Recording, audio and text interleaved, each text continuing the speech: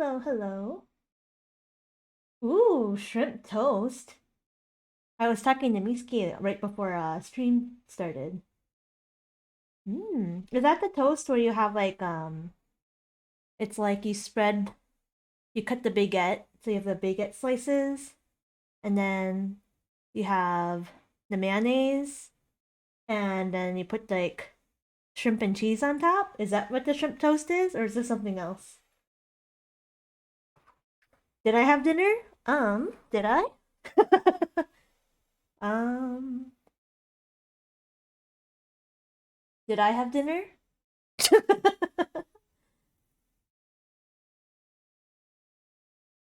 Yes. Well, I didn't really have dinner. I had a late lunch. No, no, no. It's okay, Miski. I had a late lunch. I ate around maybe 2 o'clock. So today I was really sleepy, really tired. I was feeling really tired yesterday, but I didn't really sleep very well. So today I stayed in bed, and I did get up for maybe like a couple hours to like feed Misty and stuff and talk to my friends, but I was in bed till like 1 p.m. It's amazing. Hi, Lena. Yeah, sleep is good.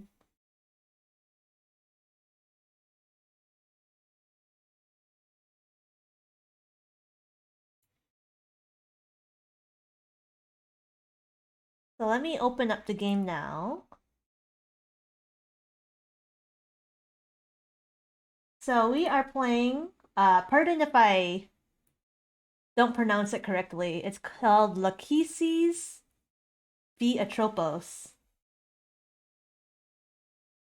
So there's some content warnings. It's a visual novel for the, what do you call it?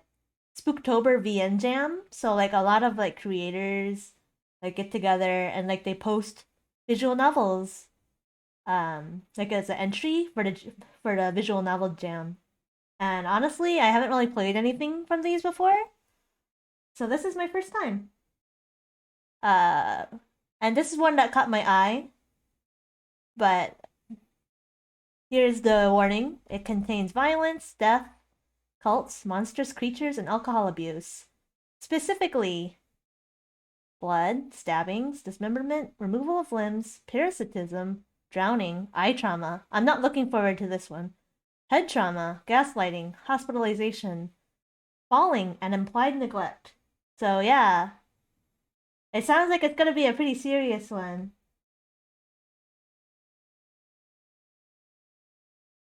Presented by Fornoki and Co. There it is, Spooktober Visual Novel Jam. Yeah, eye trauma is one of the things that get me. So yeah, I already looked at these. They have like accessibility options, self voicing, clipboard voicing. I turned on image captions. Do I need image? Actually, do I need image captions? Oh, okay, I'll do sound captions. And then there's a photosensitive mode. And you can choose... You can skip these. I don't think I need to skip those though. You can make the font larger, make it taller, change the font. That's nice of a dyslexic one. I'll keep it as this one. So yeah.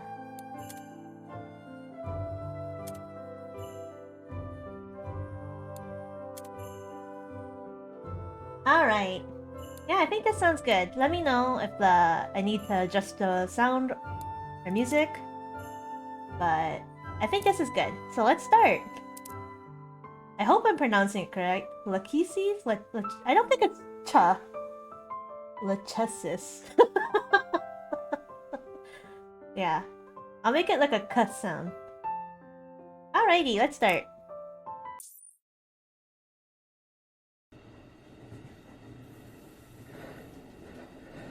Shades of thin black lingered between the passengers, walking through the low hum of the engine and the whir of closing doors. Do I just click on it? Okay, I watched. people of various forms whose paths might only intersect once with mine here at this moment. I gazed at them and the secrets of their hearts. He hated her. She hated him. They were hated by someone beyond this enclosure, lightly with apathy, darkly with furor. The former gray most called dislike. I had an advantage over the typical people-watching enthusiast. Ooh, we have heterochromia. Professional career choices aside, I was born with eyes that saw strings. Interesting. Visible lines ran between their bodies as they began to bicker softly, hurrying away. Oh, so that's what these lines are? Are the strings you can see? These were strings of black, strings of hate, and a convenient tool that only I seemed to see. Not red, nor blue, not fate, nor death. I saw a color that reflected no light. Was I mad? Perhaps innocently insane.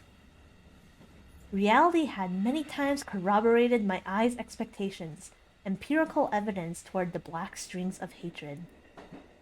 A light sigh escaped my lips. Relief. Everyone was as usual. Those who hated strongly had strings. Those who hated rarely had strings. Humans were creatures of emotion. Can I press spacebar, I wonder? As the train started to move, my luggage shook lightly in the overhead, and the scenery through the windows blurred. Oh, I can press spacebar. A stranger sat in the seat across from me. You there, with the mismatched eyes. I don't recognize your face. Travelers are rare at this time of year. Wait, our name is Mana? Oh, wow, okay. Are you a local? Most folks on the train are from around these parts, but you seem new. This was the countryside. Not so rural that the trains were devoid of people, but close enough that I had spotted a number of rice paddies in the blur of scenery. I was going to a town, small and a little remote, but of great importance, yet another transfer away. I had never visited this place before. Maybe the stranger would have recognized my mentor, Shoko, the reason I was on this train. I'm visiting from the city, Leito, specifically. What leads you here? What do you do? I'm a private investigator, a freelance job, although I often work on cases with law enforcement. Just the usual matters, not much to talk about. The usual matters, murders, kidnappings, grudges with bloody outcomes. They were difficult to talk about in public. I specialized. Is there a case you're investigating all the way out here? I shook my head. No, there was no such case. At least, not officially. Justification. You have to take them when you get them. It's a bit harder to choose the right time when self-employed as a detective, but personal matters came up, so I had to take time off work. Yes, things happen. You chose a good place to visit. There are lots of tourist spots in the area, even if it's off-season, and the hot springs are quite nice. Right.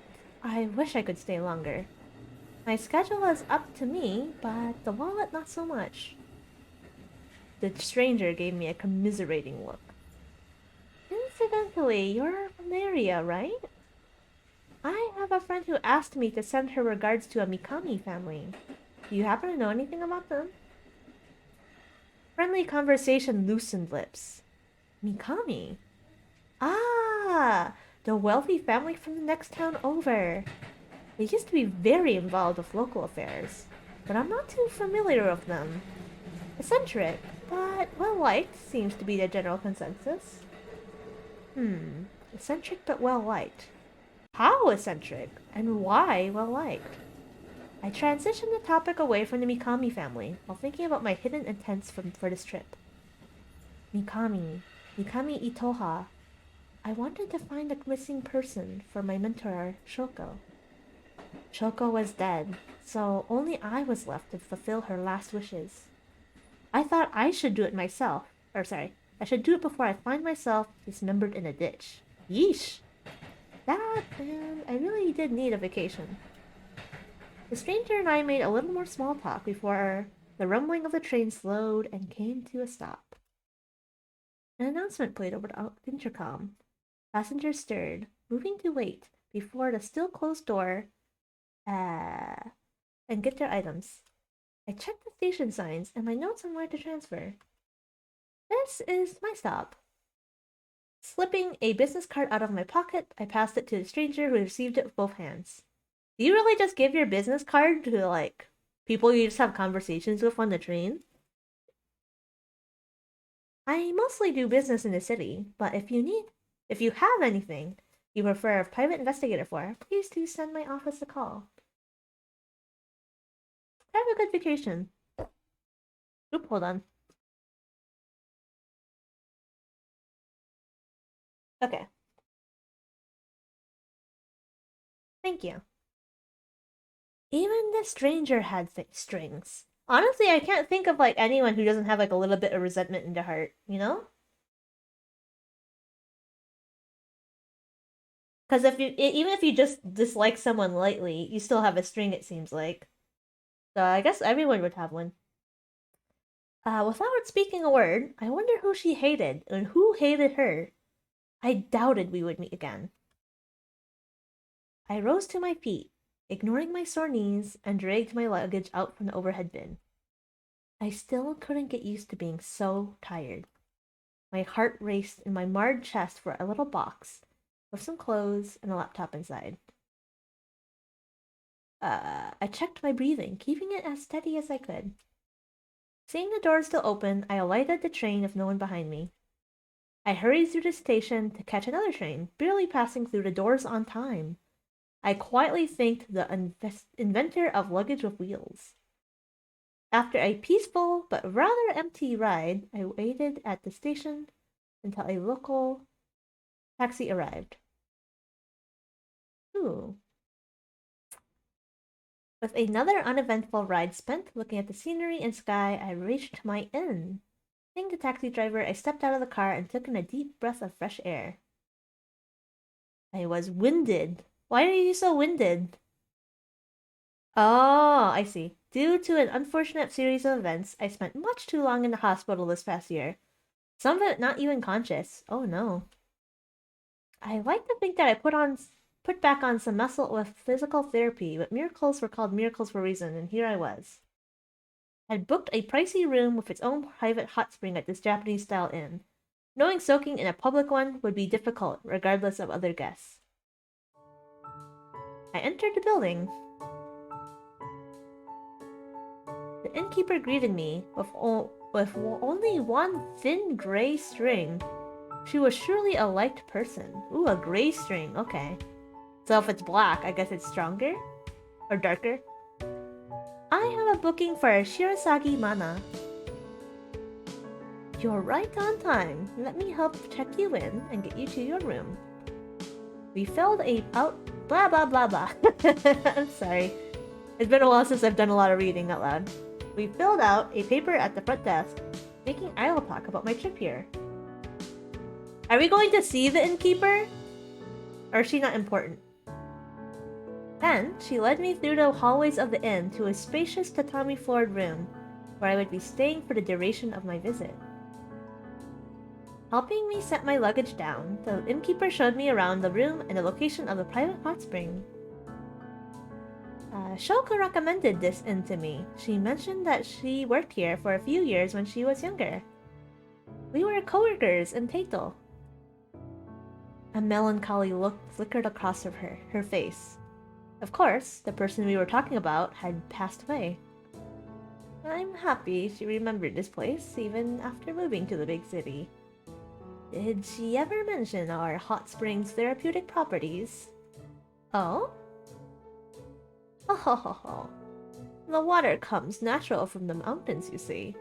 That's why folks say our hot springs can heal aches. I hope you'll enjoy it, especially as you've booked a private hot spring. There's still ample time before dinner is prepared if you'd like to explore the town or have a soak. That's certainly in the plans. Dinner was at 6. I had booked a special meal for my first night. Looking at the analog clock on the wall, I found I had a bit over 2 hours to kill. Before I forget, Shoko also mentioned... From my jacket's inner pocket, I retrieved an old photo dated to over a decade ago. In it were 2 young women, one familiar, Shoko, another unfamiliar. Mikami Itoha. I showed the innkeeper the photo. The second person was Mikami Itoha, the missing woman. She had disappeared in this town, much to Shoko's despair. Shoko was more than a coworker, more than a mentor, but a dear friend. She was the one whose little gray cells I trusted to share in the I trusted to share in the piecing together of gruesome and sometimes not so gruesome puzzles. On her deathbed, she lamented her inability to find Mikami Itoha, and I had consoled her, giving it up as an impossible case to solve, just like many other disappearances. Yet after towing the bank of the Sanzu River, I had a feeling that I should at least try to fulfill that wish of my friend. A visit, a vacation, but in the place where Mikami Itoha had once been. I concluded that I would do an investigation under another guise. At the very least, I'd find a few hints, puzzle pieces to lay on her grave, so she could put it together if I couldn't. So, regarding this Mikami Itoha, is she still in town? I'm afraid she passed a while back.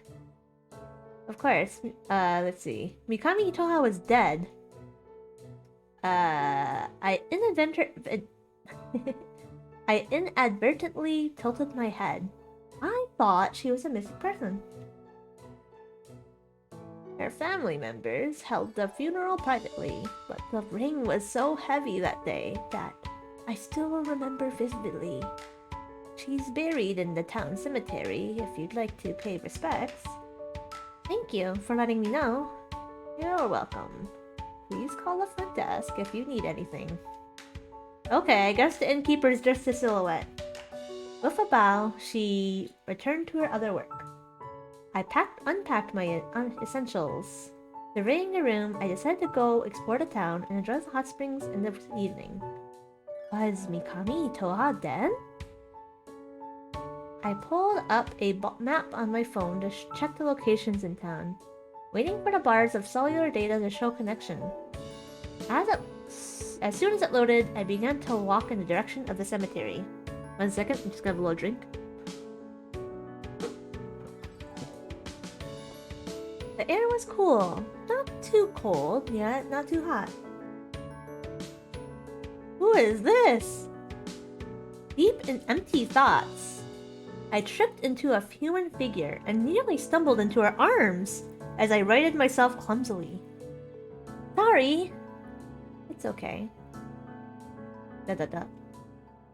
Mikami Itoha, a girl who looked like the same as Mikami Itoha, with different clothes and longer hair and a blindfold over her eyes. Before me was a girl who looked otherwise identical to the photo of Mikami Itoha, not a day older. Nice to meet you, detective. You know me? A sickly detective coming to enjoy the hot springs. A tourist in the off-season. You're not that hard to recognize as a visitor, I don't think. News spreads fast in small towns. Perhaps that was true, but I couldn't see her eyes behind the cloth. You might call them rumors. Not completely untrue rumors. I am a private investigator staying at an inn with hot springs. As for the sickly descriptor, I'm not sure about that one. Then that's all the better, isn't it, Miss Healthy Detective? Speaking of a bright lilt in her voice. Oh, interesting. Okay. Maybe I'll make her sound a little bit happier. The girl before me made expressions quite unlike the still face in Shoko's photograph. How surreal. The same face could convey such different emotions. As I observed her, she made a motion to leave. Can I ask you one question? Ooh, these are sound effects. Is she gonna stab me if I say her name? Do you know Mikami Itoha? Mikami Itoha is dead. She told me the same thing as the innkeeper. Taking a thinking pose, she nimbly twirled around on the even ground, and faced me with a shake of her head as if coming to a conclusion. You're very pretty, detective. Don't get caught up in trouble, okay? Thank you. I had to apologize to her, as I was sure to get into some trouble. Even I preferred not to, but the trouble came naturally when snooping around. Still, warm pink crawled up my ears at this girl. She was pretty. Before I could continue to converse with her, a voice from the distance called out, "Priestess." I could barely make out that word. Yeah. Someone was calling for her, so she once more made the motion to leave. See you around, detective. See you around. With a delicate wave of her hand, she turned away and left. I returned to my walk with more questions than before. I realized I hadn't asked her for her name, nor did she mine. Wait, another person! Next, I walked into a woman of indistinguishable age. Perhaps visitors stood out more than I thought. I apologize for disturbing you on your walk. I wanted to welcome you to town. Please, call me Keeper. Nice to meet you. I'll be in the care of the townspeople during my trip, so I should apologize for troubling everyone by visiting outside of the tourist season instead. Oh, no. We really do, as we should. I hope you'll enjoy this visit. We continued bowing back and forth in the polite exchange. Before I knew it, a tension I hadn't yet recognized dissolved in my chest. I'm not aware of the duration of your stay, but our local annual ceremonial dance is occurring in once a week. I would love it if you get to see the thread-cutting sword dance. An autumn festival dance? The date is defined at the start of the year, so the season varies. You can never know what the gods want to see, and when. This year is autumn. Maybe it's fate you came here now. Fate was a strange word. There existed numerous myths and fictions about the red string of fate. What I saw was the red string of hate, but I always questioned what form fate would take. Was it a string as well? I believed in fate. Double-checking my in-booking duration in my head, I found I would stay long enough to view the dance. Then, I noticed Keeper make a slight glance at my eyes. One was blue, one was gold. Heterochromia in its rarity couldn't help but be eye-catching. In fact, she was polite enough to not comment. However, the moment her gaze slipped across the golden eye, I realized she had no strings. Was she hated by no one? Did she hate no one as well? Or maybe she's immune to the string. I don't know. Hate was a strong word. People who didn't have black strings, thin or dark, light or heavy, existed.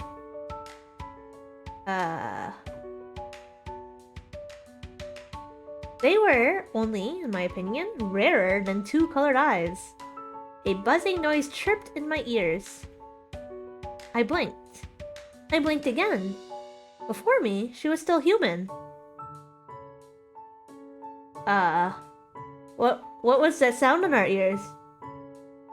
With my mind popping back to reality, I realized I hadn't heard the last man's conversation at all. And now she looked at me for a response. Oopsie. What was the question again? Yes. I looked toward Keeper, wondering what she would take it as. There's a gathering this evening as well. We must have been talking about another sort of event. She took out a note card and pen, jotting down something in immaculate handwriting, while holding the stiff paper atop her palm. Here are the address and directions to the shrine. Thank you. I took the paper with both hands, read it over, and tucked it away in my pocket. Okay, they're very meticulous about, like, Japanese etiquette in the writing. The art style is very nice for the VN. It is! I like it a lot. She had even written down the time information. In this day and age, most seem to visit shrines or temples for holidays or vacations, keeping an altar at home, if relevant, but not thinking too much about practices. I also did that. I preferred it that way. Perhaps this was some sort of pre-ceremony gathering, or perhaps the local religion was one of such popularity amongst the townspeople that frequent gatherings would happen. Also, sorry, I'm kind of reading these sentences kind of weird. I'm noticing it myself. I'm not really sure how the sentence connects together, so I kind of go up when I'm not really meant to go up at all. I completely had not been listening. I'll come visit. Places with many people were convenient for work. And we'll see you this evening. Another exchange of slight bows later, we parted ways. Step, step, step. Passing through an inconspicuous pair of gates, I reached a cemetery. Tombstones covered the ground with familiar tall rectangular blocks. Most are family graves, the surnames of lineages etched into stone. Beneath the ground were the deceased cremated ashes. For better or for worse, coffin-style burials were rare in this country. Of course, I wasn't an autopsy doctor, and my particular form of science needed not a whole body. Thread-like gray strings floated in my vision, indicating to me deaths in a particular family in the last century. Grudges to and from the dead faded over time. Oh, interesting, so we can still see the strings even if they're dead? They faded slower, much slower than the body rotted. I don't like that. So we're just having like this resentment that we carry with us to the grave? I eyed the names on the stones, searching for Mikami. Her Mikami was spelled out with a 3 and God. Oh, that makes sense. Not a particularly difficult pair of characters to read.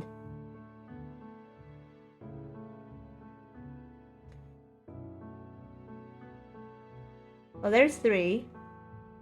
And I believe that's Kami. And then this is like the character for family. But I don't know why that would be there. Or how you read it. Before long, I reached a slightly more extravagant section, if the cemetery could even be called extravagant. There the Mikami family's grave stood before me.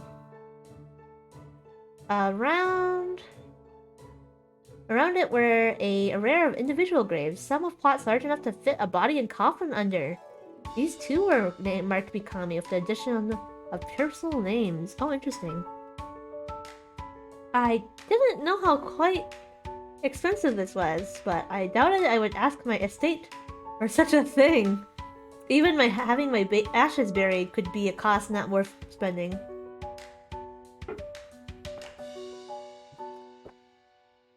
I quickly found Mikami Itoha's grave. Mikami Itoha. I had a stone with her name. A plot large enough for a body, and no strings. Thick or thin, thin or thick, even though she purportedly died within the last decade. Pure-hearted humans were rare. Those people who didn't hate and weren't hated. They basically didn't exist. Meeting one was more than enough for a day. Was Mikami Itoha such a person as well? Then again, the grave could be empty. Are you here right now? The grave did not respond. We've never met before, but you should remember Shoko. She remembered you. I was her protege and partner. Shoko cared about you. I'm sure if you're not down there, getting reincarnated of her, she's still worrying about you. I placed my hands together, giving a short prayer to pay respects.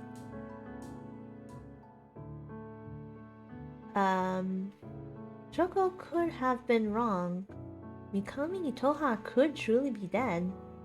The line between missing and dead was often not a line at all. My mentor was a stubborn woman. That she liked her conspiracy theories didn't give me confidence. Regardless, I'll tell her what I find about you. The grave did not respond.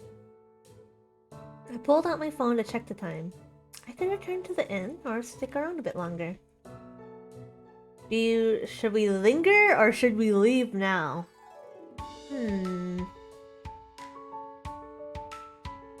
I haven't saved at all. Oopsie daisy. Alright, we saved.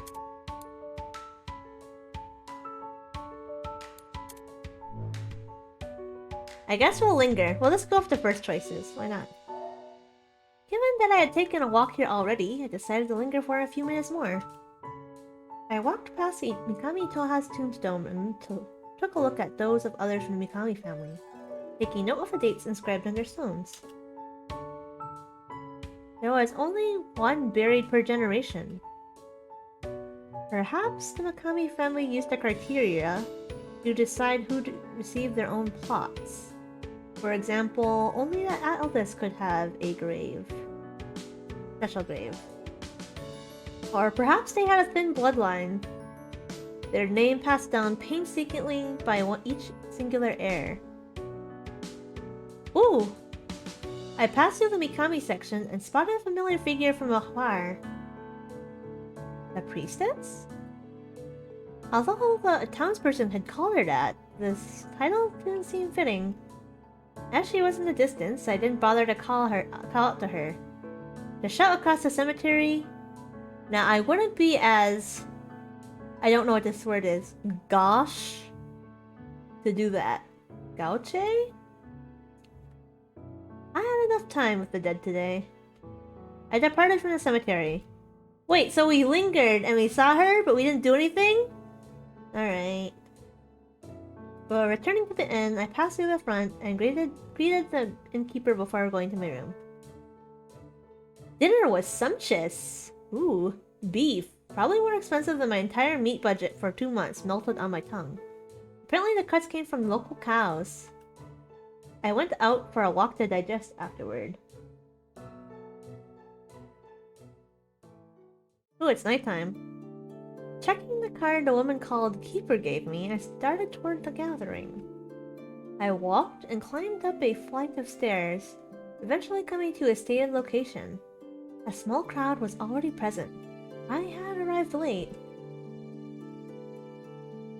What was that? I rubbed my eyes. Was I tired from traveling? Whoa, more people! At the front stood a girl whose face looked again like Mikami Itoha's.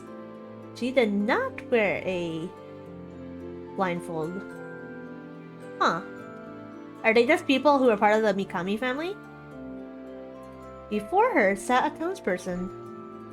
She moved her hands in a series of motions, as if cutting an invisible something. The townsperson made an expression of gratitude. A girl. Golden eyes. Another of that face. What does that even mean? Golden eyes? Let's do that. She had golden eyes. I couldn't help but notice the shining color that was the same as my left eye. Another term for eyes of this color was fairy eyes. They weren't just fairy eyes. She had pretty eyes, striking even from a distance. At the front, she cut and finished. The people made a short prayer that I watched silently without participating in. These silhouettes are kind of creepy to me. The quiet, formal part of the event ended, and the townspeople around me started setting up an after-party, bringing up snacks and drinks. Like bees to honey, a whirlwind of people greeted me. Kind faces asked curious questions about the big city, and how I had been liking the town so far, recommending their shops and locations. Stumbling stumbling over my responses like a newborn fawn over its legs, I was instantly defeated. Eventually, I got a chance to ask my own question. Who was that girl in the front? She's one of our priestesses. Old man. Old man voice, got it. Did Keeper mention the upcoming ceremony? That lass is really good at getting guests to come. Our priestess will also be performing the thread-cutting sword dance. Last year's was with 2 girls. This year's only going to be with 1. Makes me wonder how they'll change it. Ooh. Yes. Our other priestess can't perform the ceremony anymore, so this year's has only 1 dancer. They're both good girls. Don't forget, you old codger. Well, to start with, before, we had 2 priestesses. The sword dance was always a 1-person ceremony. 2 priestesses, huh? So one has a blindfold and one doesn't. Chatting with the townspeople felt like chatting with grandparents. I made the analogy, but I never actually knew my grandparents on either side. With the country generally aging, and the trend of younger people moving to the city to find employment, I wasn't surprised to see an older population in this small town. That was also why she stood out. I spotted the priestess not too far away. The conversation shifted, and I weaved through the people around me toward her. However, the priestess was gone by the time I got free. Walking around the perimeter of the people chatting, I looked for her. Then I spotted a door and paused. Before me was an open door leading to a dark flight of stairs, too deep for me to see the end. No one was looking my way, so my heart swelled of audacious curiosity. Sneak in or leave it be? Do we want to be just like a little, a little troublemaker? Sneeps. Wait, what? Hello, Kuro. It's nice to see you. Thanks for coming. Dynamic roles. Hi, Maya. Welcome. Actually, I'm a little cold right now. I'm gonna be right back and turn on the heater. You were always here? Gasp. Oh, it's so cold.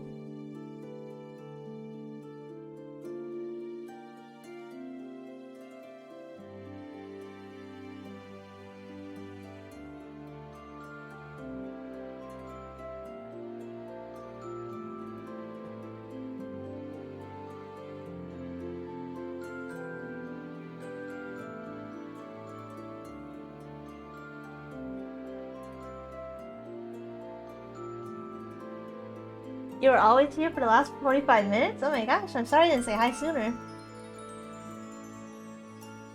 Alright, I turned on the heater. I turned it off because it was really warm, but now it's getting cold again. Alright. Should I give you a synopsis of what happened? Or do I not have to since you've been here the whole time? There was a long line at the pharmacy. Oh man. Okay. Alright, so we are a private investigator, and we are visiting a small town that our mentor used to be at. And our mentor, whose name is Shoko, had a friend called Mikami Itoha, and she disappeared like a decade ago.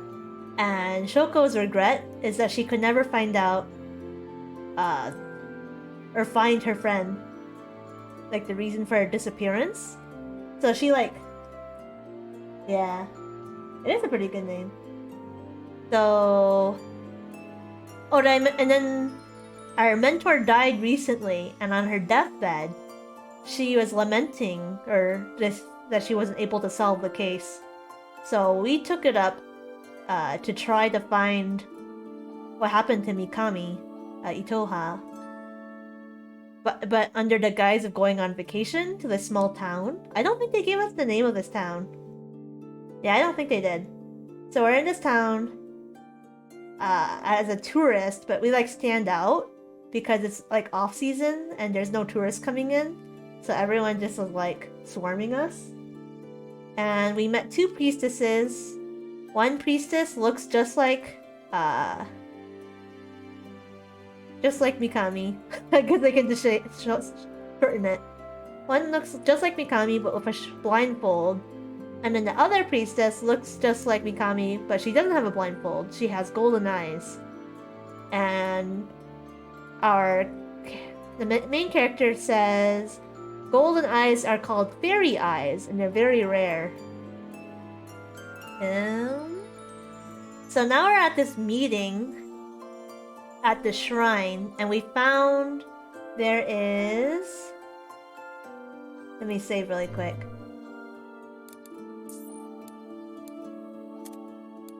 We found there was a door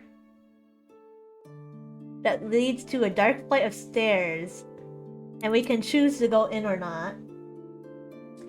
And oh yeah, our name is Mana, which I think is really funny. I was like so alarmed. I was like, wait a second, I didn't put the name in. But yeah. And I think that's it. The beginning was a little slow, but that's normal for visual novels. It's trying to set up the scene and introduce the characters. Yep. Alright. Should we sneak in? I think we're gonna sneak in. I want to be a little troublemaker. As after I have my hot chocolate.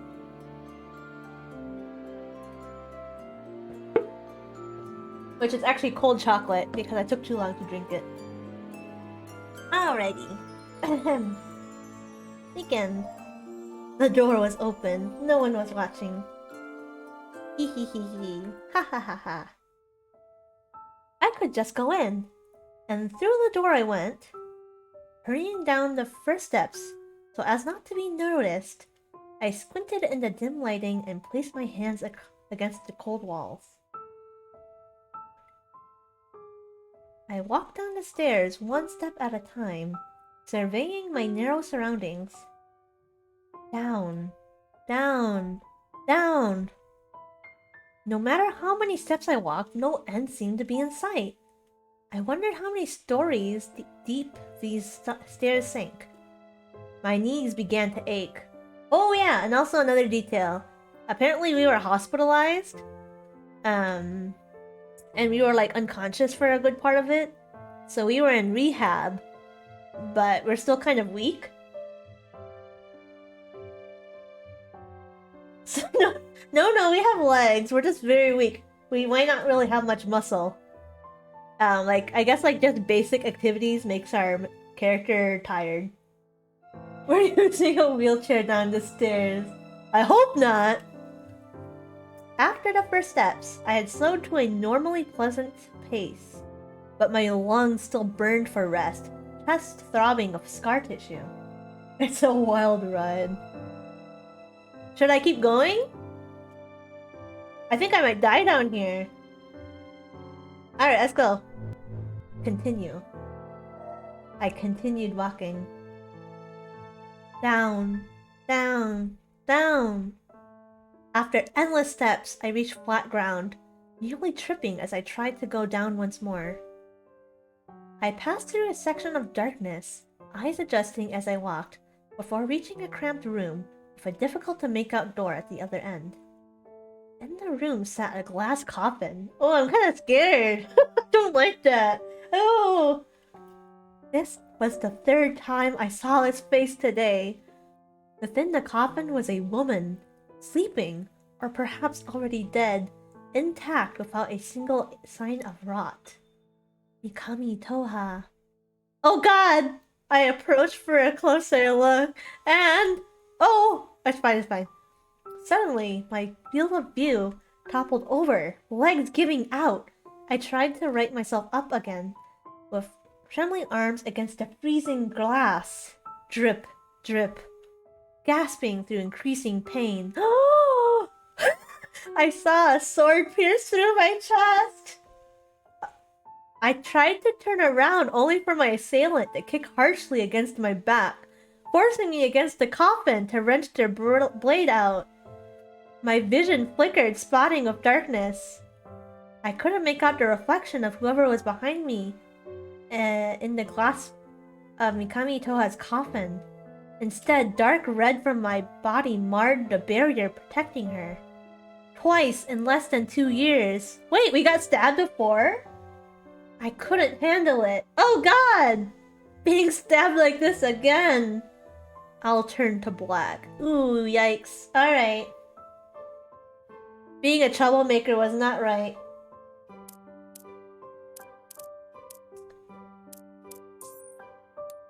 I guess we can just load. Let's go back. That never happened. Did I just die? No, I did not. I've gotten stabbed like this before. I know, right? Leave it be. This is the reason I fell into a coma. Jeez. I know we're a private investigator, but like, what kind of instance would have us get stabbed? However, I couldn't get too carried away. Taking into consideration where I was, I decided to walk away from the door.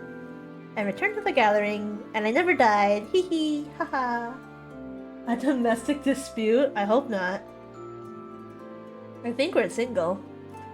I'm glad you could make it. I twitched. I didn't have a sense for the presence of those without strings. Oh, okay. Oh, did I mention this? I don't think I mentioned this. So we have like heterochromia, and we have one eye that's gold. And I guess with the eye we can see strings, like black strings that connect people. And the darker the string is, it means like the stronger the hate is. So the string can either mean that person hates someone, or someone hates them. And this person doesn't have any strings. So the keeper does not have strings, and the priestesses don't have strings.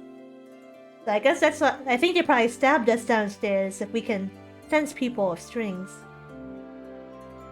How has your evening been? If I remember correctly, when we met earlier, you were on the path to the cemetery. Did you visit? I visited in place of a friend. Yeah, I think so. That makes sense to me. I see. Did you notice the Mikami section? Forgive me if I go on for too long, but there's an interesting history with the Mikami family and the shrine. Over a century ago, worship had been in great decline in the region. Thanks to the cooperation between the Mikami family and the original shrine head, family energy was re-injected into the shrine. Sorry, I read that really weirdly. Original shrine head family energy was re-injected into the shrine. One part was certainly financial, but the other was spiritual. The Mikami bloodline is said to house an essence of the gods. That is why members are buried intact without cremation. Over time, the two families became one, and the same under the Mikami name. The kanji has changed, but that's another story altogether. Is the priestess also from the Mikami family? Yes, she is. The youngest generation. I would love if young people like you could take interest in the shrine. If you have a chance, you could talk to the priestess, or, if you prefer, ask me your inquiries. I couldn't discern her age. I would be happy to answer. That's generous of you. I am but a keeper for the gods. At that moment, a townsperson appeared and whispered into Keeper's ear. I'm afraid I'm needed for something. Please, enjoy the rest of the evening. With a white nod, Keeper walked away. Before long, I found the priestess and approached quickly. Good evening. Hi. She stopped mid-step, as if she had intended to walk elsewhere. That entire evening, the priestess had been moving around so much that I had barely just caught her for a moment to talk. Ominous, right? I don't like small towns. Small towns have secrets. Hello. You're the visitor. To her, I was but a guest to the town. I'm listening. What is it? I I come from a small town. Yes, Maya. Yes.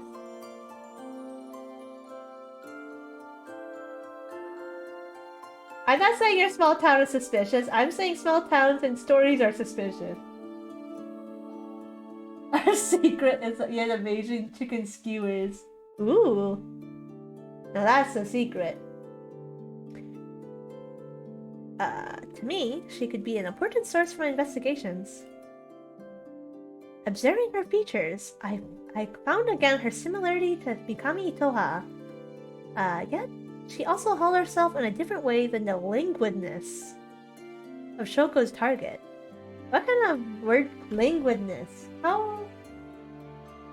What is? I'm not really sure to explain her languid. Displaying or having a disinclination for physical exertion or effort. Slow and relaxed. Interesting.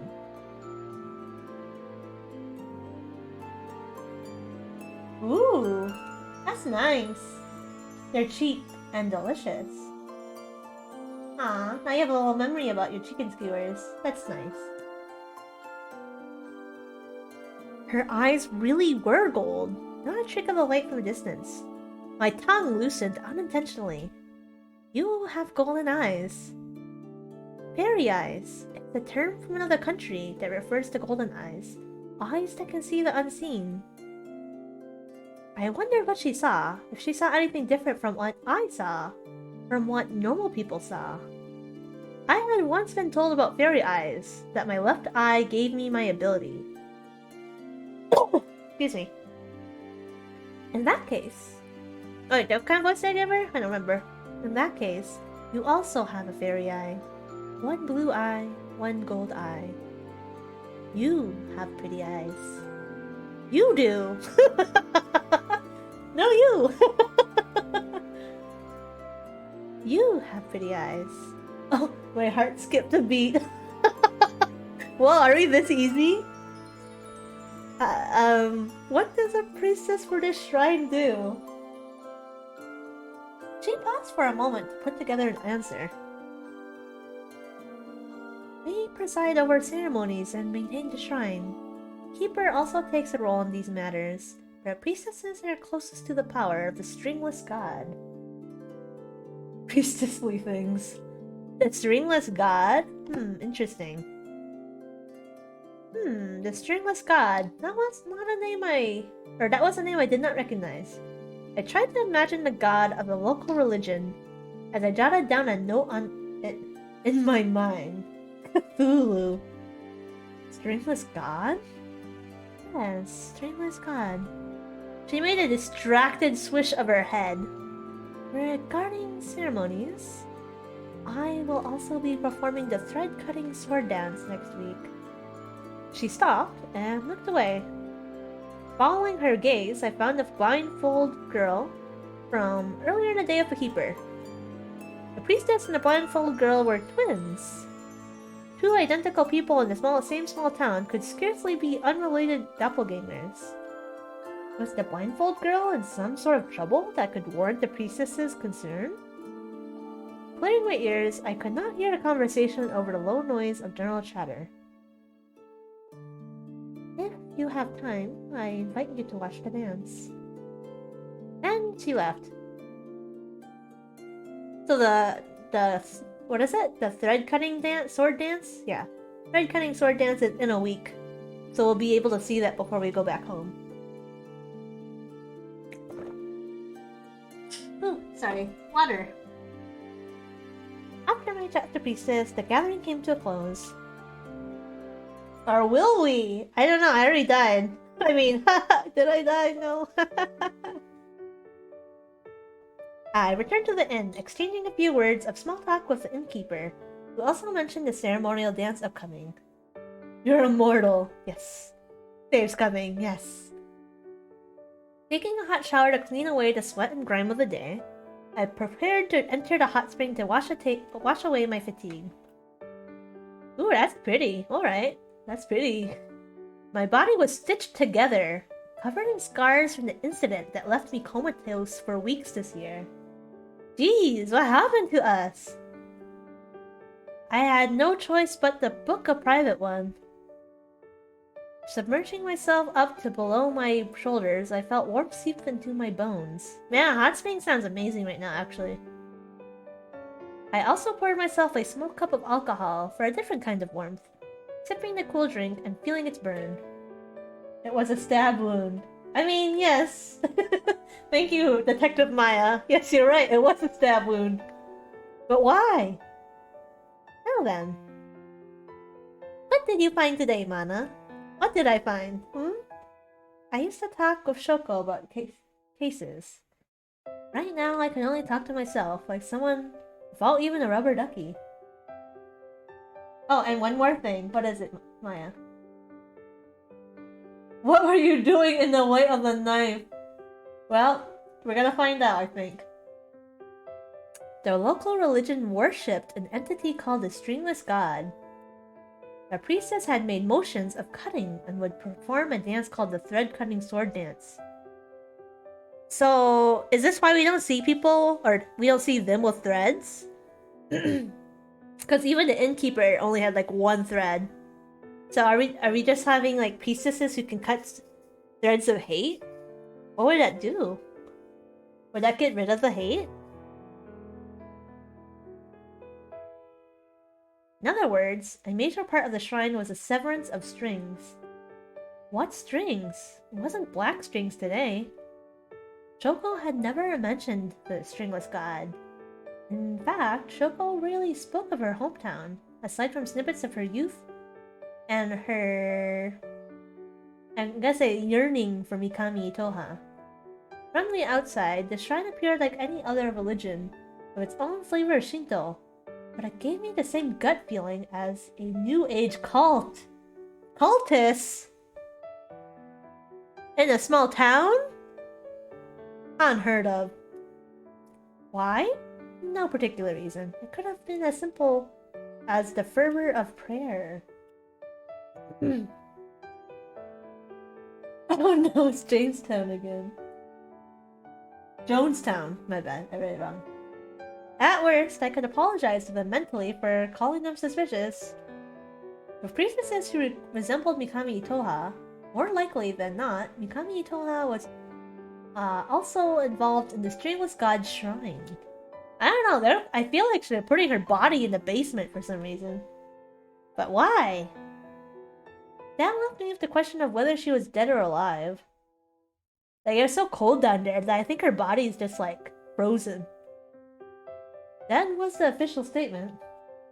If she was alive, she likely didn't up and abandon her identity, like many others do when overwhelmed with events in their life.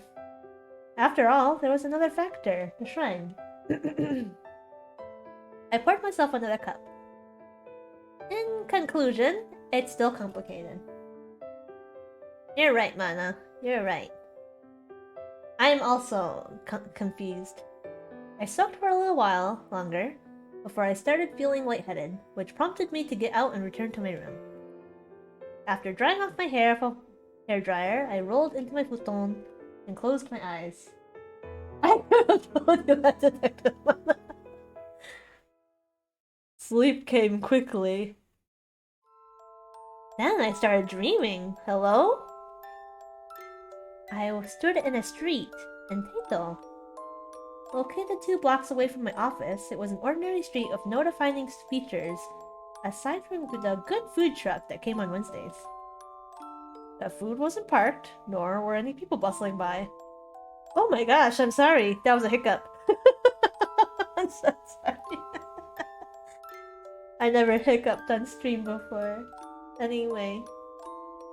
The weather resembled that day.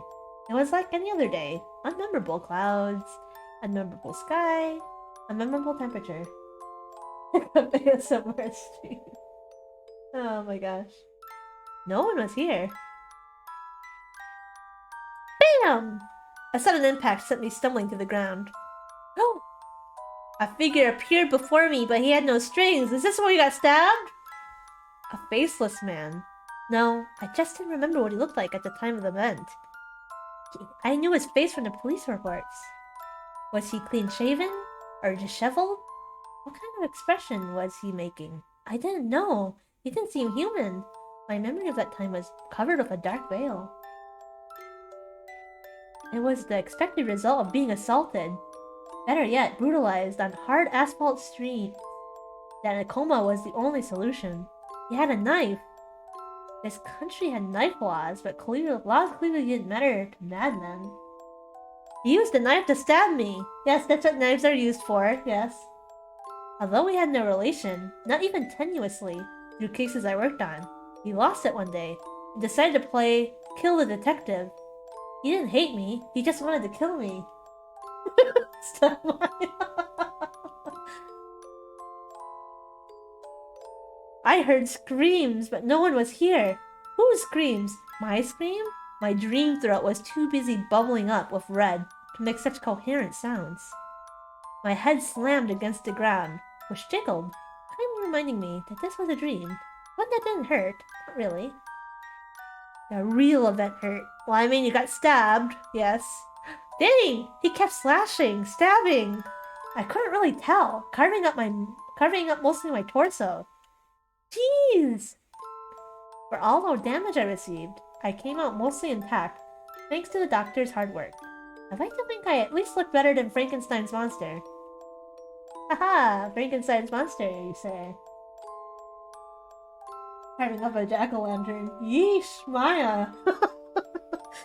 I had this nightmare before, so I started counting his movements as of counting sheep.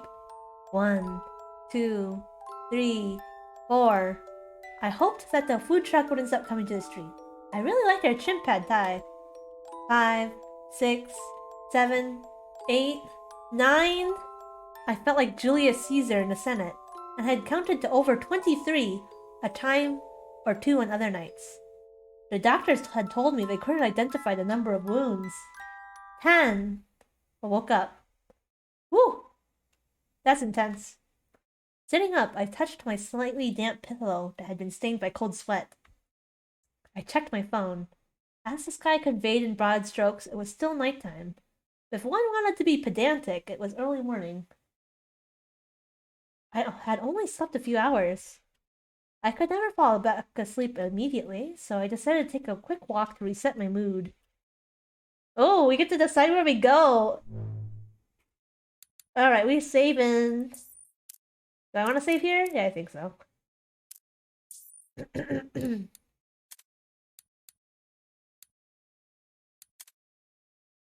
Alright, we're going to the cemetery or the shrine? Cemetery at night. Sounds kind of creepy. Or the shrine. What shall we do? I'll let you guys decide this time. You want to go to the shrine? Miski, you also think the shrine? What's up with music? Oh, it's because of the mouse cursor.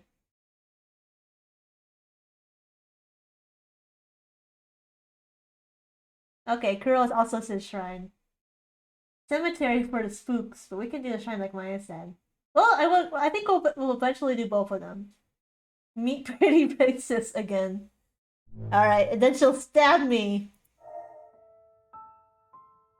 I went to the shrine, regretting my choice as I climbed up the stairs. With no townspeople gathered here at a time when all should be asleep, the shrine was quiet. I strolled around, looking for the door I had spotted earlier. I found it, but the door was closed. I could try opening it regardless. My hand halfway reached out. I froze, noticing a presence nearby, with thin strings. Who's there? ... Oh no! It wasn't me!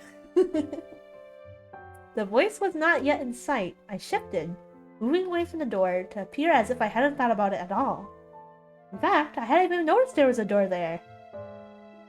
Taking the initiative to remove suspicion from myself, I walked toward the voice. It's me, Mana! I wanted to see you! Here at this time of night, did you lose something? No. I just came for a change of pace because I couldn't sleep. This music sounds creepy. I don't like it. You're also out right now. I couldn't help but notice that. Do your priestess activities also take place so late? I lost myself in your eye. Yes. No, I also couldn't sleep. Peeking at her pretty golden eyes, I saw that she didn't display the slightest hint of dark bags. I wish that were me. Does the bedding at the inn not suit your taste? No, I was just having a dream where I was getting stabbed repeatedly. I shook my head. The futon was comfortable. I see. Both mattress beds and futons made little difference. Between unpredictable aching and strange nightmares interspersed between nights, I often awoke much before my intended waking times. Falling asleep wasn't the problem. Quietly, we listened to the rustling of the wind. Conversation halted, just like the rest of the world seemed to be at night when all in the town were sleeping. Unlike a city, the town at night was blanketed in tranquil darkness. You're investigating someone, aren't you? What makes you think that? She broke the quiet. Mikami Itoha.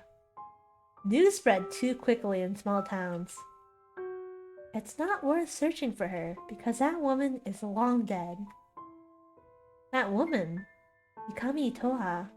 Was it alright for the priestess, a member of the same family, to speak of her relative with such detachment? She started walking, gesturing me away from this area close to the door. We held a very private funeral for her. Maybe that makes people doubt her death. Why so private? Yeah, why? Why didn't you just show her body to the world? Tradition and religion. She's buried in the cemetery, so you should go pay respects to her grave if you want to talk to her. Otherwise, there's nothing you can do about the dead. I disagreed, but I didn't want to pick a fight with her, as she appeared to be done with the matter of Mikami Itoha. Actually, we didn't even know her name. Walking along, I pointed to a random tree that caught my eye as to change the topic. That's a nice tree, isn't it, huh? That tree looks young compared to the rest here. Was it planted recently? Yes, my sister and I planted it together when we were younger. Her tone softened at the mention of her sister. She looked at the young tree almost wistfully, shaking her head as she turned her gaze away. Sounds like you get along. Siblings are nice. Yes. Whoa. You're right. Twins. Although the two girls shared the same appearance, curiously, they left such different first impressions. I believe it's the blindfolded priestess that's a little more, like, perky. Apparently she has, like, a bright lilt to her voice. I want her to be my sister, too. Maya. No. I had met siblings of all sorts, those similar and those vastly different. Those who mourned for each other and those who murdered the others. Yikes. Still, identical twins were rare. That they chose to wear the same hairstyle, but different fashion, was interesting to me. If they were to swap clothes, I wondered if I could tell them apart. How old are you? Not to be rude, but how old are you? 22. You're still young. Is that so? Of course! She had only been old enough to drink for 2 years, a legal adult for 2 years. She was 2 years younger than me. That difference felt strange to calculate, as my previous birthday passed without me even knowing it. Oh, so we're 24. Maya, stop! Oh my goodness. I supposed I wasn't old either. I don't know. If I was a 24-year-old going to a 22-year-old being like, you're young. I think that's a bit strange. Big W. I feel old. I'm 3 years older than the MC. Alright. We walked around the shrine some more, the priestess answering my questions about the various plants and outside structures. I eventually grew sleepy, and even she let out a yawn. But the priestess waited until I left the shrine first, so she would make sure that I didn't go into the door, and then get stabbed! After returning from my late night walk, I changed clothes and slipped into my futon. Sleep came instantly! I did not dream! Hallelujah! Morning came with warm sunlight and the chirps of birds. I woke up with a standard routine, not even worth mentioning, and ate breakfast. Hold on, I'm gonna save really quick. And I'm gonna be right back. For like a second. Maybe not a second, like a minute.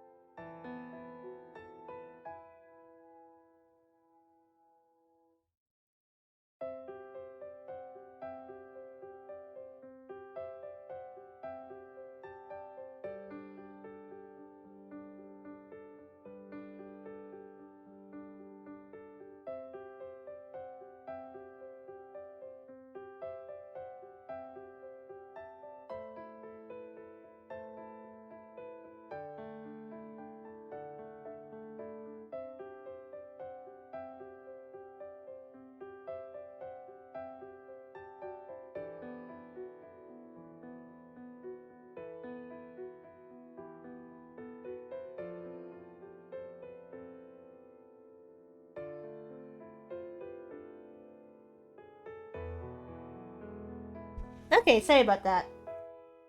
I was saying hi to my partner. Okay. Alright, I read this one. Popping my laptop out of my bag, I set it on the table and connected to the inn Wi-Fi. Stringless God. I typed out the phrase, tacking on the region of my trip into the search query before pressing enter. First was a 2-sentence-long Wikipedia entry, followed by a number of unrelated hits. Scrolling down the search engine results page, I found a strange website. Cultists! It was a site with bare styling, one that didn't seem to use any popular website templates. Promoting the worship of the stringless god here in this town. Is this the second time you get told to stop being heard that? Who told you that?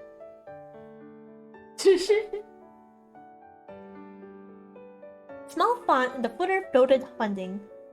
Noted funding by the Mikami family. You must give me photo. Yeah. The priestess is pretty, okay? I get it.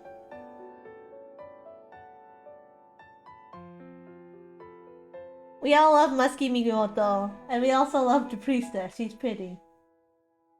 Yes, of course. Thank you. Have a nice day too.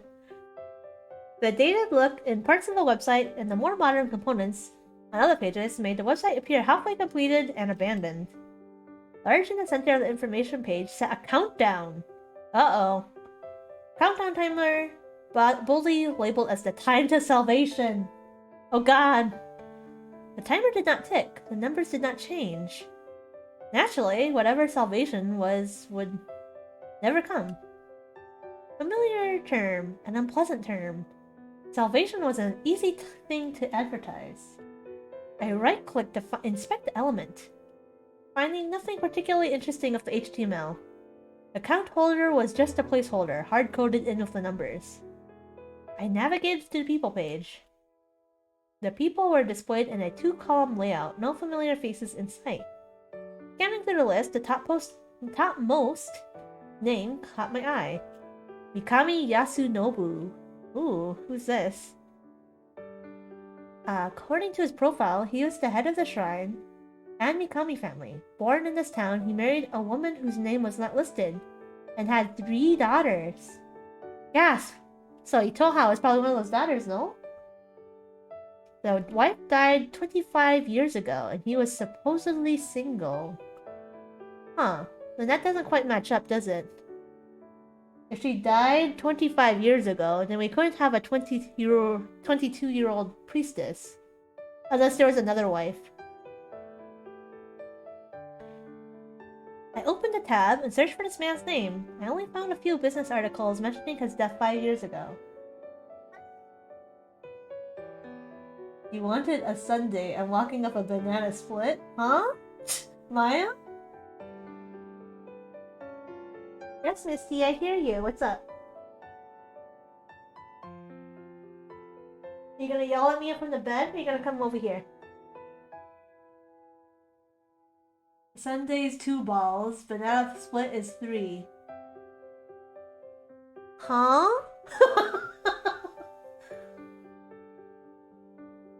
Maya, you've totally lost me. Come up here, Misty.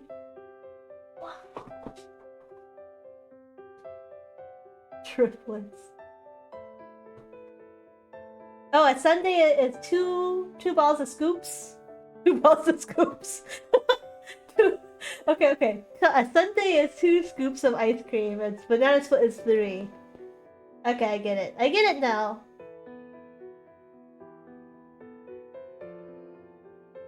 Wait, he died 3 years ago? Is that what I read? So he died 5 years ago, and the wife died 5 years ago. Interesting. All external links led to the town's tourism promotion pages. Despite the apparent desertion of the site, the owners were still paying for the hosting of the domain name. What a waste. I jotted down some notes about my findings, scribbling chicken scratch in ink. No one else needed to read my handwriting. ... Wait. Putting down my pen, I flipped through the notebook's earlier pages and checked the front cover. Vacation planning. I heaved out a groan at the notebook label and plopped my cheek against the cool table. Considering that I was paying for a vacation, I could spend some more time enjoying myself than thinking about a possibly dead woman for Shoko. I mean, that's why you came here, alright? I finished clicking around the website before tearing out the offending pages from my notebook and tucking them into the investigation notebook. Oh, we're just tidy. Lightly smacking my cheeks with both hands, I switched gears to think about my trip. I put down my itinerary that I'd go to a nearby tourist spot tomorrow. Let's look up info on that instead. Click, click. The morning passed and I went out for lunch. After enjoying a hot bowl of ramen, I talked to a few townspeople. Ooh, ramen. Likely because they knew I was interested, they ended up bringing up Mikami Itoha up themselves. Oh, she passed away from heart disease soon after her father. It runs in the family. Her grandfather also had a few heart problems. We were close friends back in the day. It was such a shame she died so young. I'm glad our priestesses are healthy. They didn't seem to have inherited the genes for the heart tissues, even though they look so similar to Itoha. The priestesses were despondent for a while after she passed away. Were they close? I forgot the voice I gave for the first guy already. Close enough. They were among the only people allowed to go to the private funeral. It's tradition, you couldn't go to their grandfather's funeral either. You know I'm still upset about that. Stop bringing that up. Sorry. That's so funny. That's so funny. Okay. Stop bringing that up. Oh, don't let this depressing talk drag your mood down. I heard from the innkeeper that you knew Shoko. That girl went to the city, didn't she? The conversation shifted. Old woman. Itoha was always a bit sickly. Did she ever go missing? Missing? No one in her family ever reported her as missing. City folks sure have interesting imaginations. Not much happens when you're sick around here. People don't get spirited away.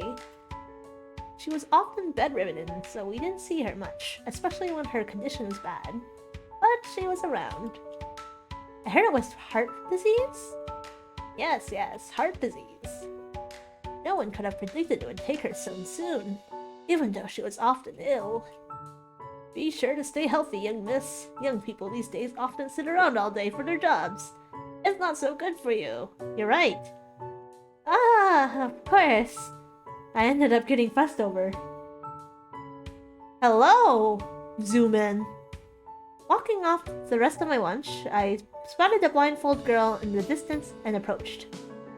She wrapped a black string around her index finger, twirling it back and forth till the string fell off her finger like a snake. When she flicked the darkness, it vibrated, not making a single noise. Huh.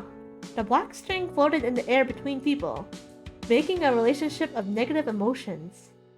Or marking. It wasn't like a heartstring one could simply pluck.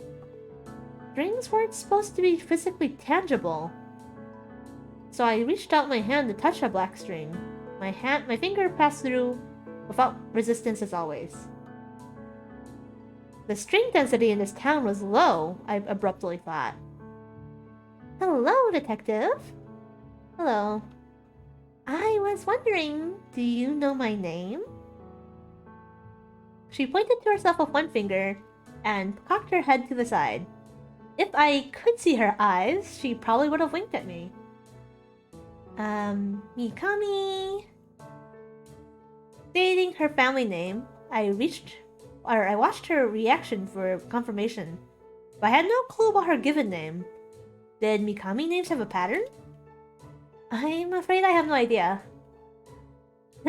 That's alright. Do your best, detective. She wasn't going to tell me her name! Maybe I should give her my name first. Making a twirl that caused her dress to flare out, she took a step around me, as if observing from all angles. I don't know if you've noticed, but people are interested in you. You're a sleuth, so everyone thinks you've got some sort of interesting case and wants in on the gossip. They're happy to answer questions, but the more you dig, the more likely you'll upset people, and you won't be able to stay in this town anymore if that happens. Thank you for the warning.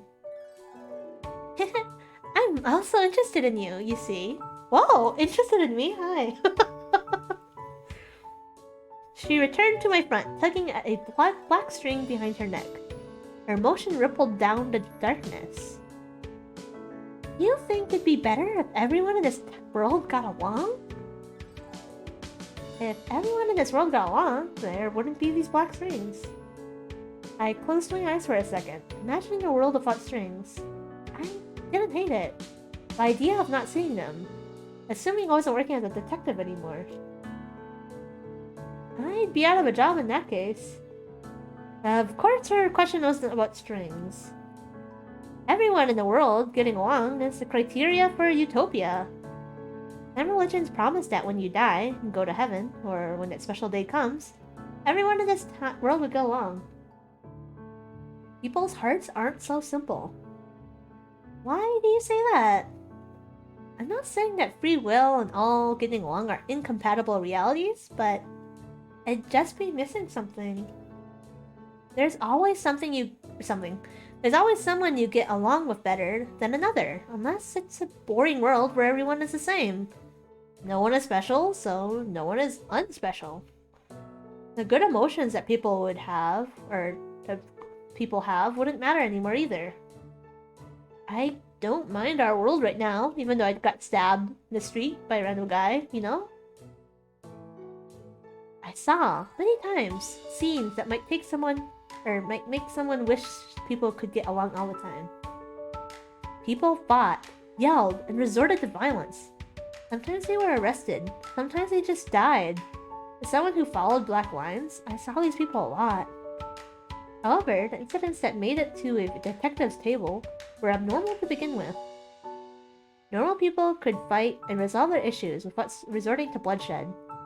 Their relationships might get severed, but they also might get stronger from the process. A world where no one is special, huh? I agree with you on that. I wonder. A world where everyone gets along. A world where no one feels special things toward other people. That'd be lonely. Are you a philosopher, detective? Huh? Not at all. Is there something troubling you? No. Just philosophical... I can't say that word. Philosophical questions. She tugged harder at the black string in her hand. Ah! Abruptly, she let go of the string. The resulting undulation running down the string made me wonder what physics the thin black followed. The movement eventually stopped. I tilted my head in confusion, forgetting that she couldn't see. What time is it? I pulled out my phone to check with her. Just past 3 in the afternoon. I guess I'll have to go now to make it to my appointment at the clinic. You know, detective, I do like chatting with you.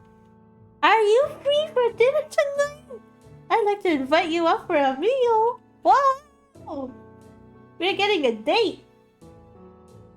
Oh no, we have to say yes or no. She stabs us. Say yes!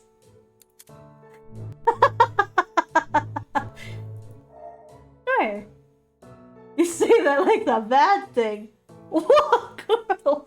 Girl, you wanna get stabbed? Be my guest. Sure. Yay! She offered to jot down an address in time for me. Pulling out a notebook and pen for her to write, I felt her soft, outstretched fingers brush against my hand. She wrote beautiful characters, with their only flaw that they had become lopsided on the lined paper. See you later! Then she gave me a delicate wave and left. Oh my gosh, we got a date! Oh my gosh! After my chat with the blindfold girl, I walked to the shrine. Wait a second, we didn't even know her name still. She uses the power of the force to see. She's like Yestola. You know?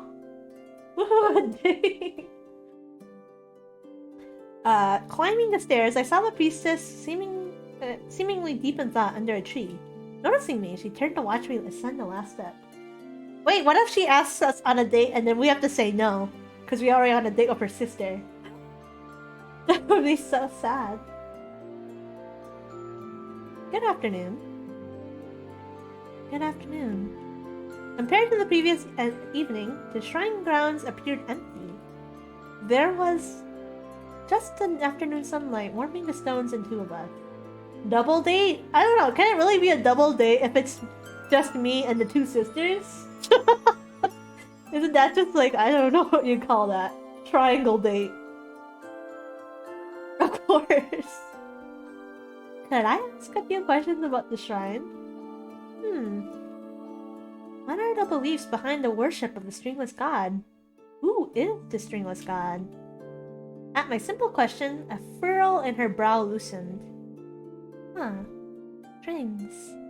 She made a gesture at something in the air that I couldn't see, taking a thin, invisible something between her slender fingers.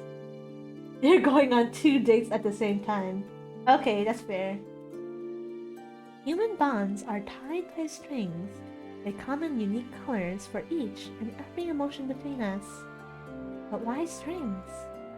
Do people really need strings to feel? In fact, these strings are nothing more than puppet strings. Like a spider's cobweb trapping its prey, the strings manipulate our feelings. For example, rejection and disgust. Thus, the strings must be removed for people to be free. How? Because they are strings, they can be severed. Yesterday, you may have seen part of a regular ritual. The priestesses of the stringless god can cut the strings between people. The intent of these rituals is the removal of all strings, purification. String cutting is done in a step-by-step fashion, one string at a time, so purification refers to the severance of the last string. The stringless god is the source of humanity's ability to reject the strings and that puppet us. It is the enabler of our freedom. The blessing that it gives people is stringlessness. Stringlessness unnerved me. It wasn't just a matter of uncanny valley in the sense of sight, but rather in all 5 senses, in the 6th one reserved for strings. Yet maybe I was the one who was seeing the wrong thing all along. To everyone else, a stringless human was normal. Everything came around full circle, but I didn't like it. I searching for words, I met her golden eyes that shone with conviction. I can see the string. She ran her hand through the air. Then she touched one of my black strings, a thin gray one to someone whom I vowed never to talk to again. She touched it, twisting it in her hand before letting go. My heart started to race. She wasn't lying. What do you think? What do I think? What do I think? What was the conversation? Oh my gosh, I can barely read the white.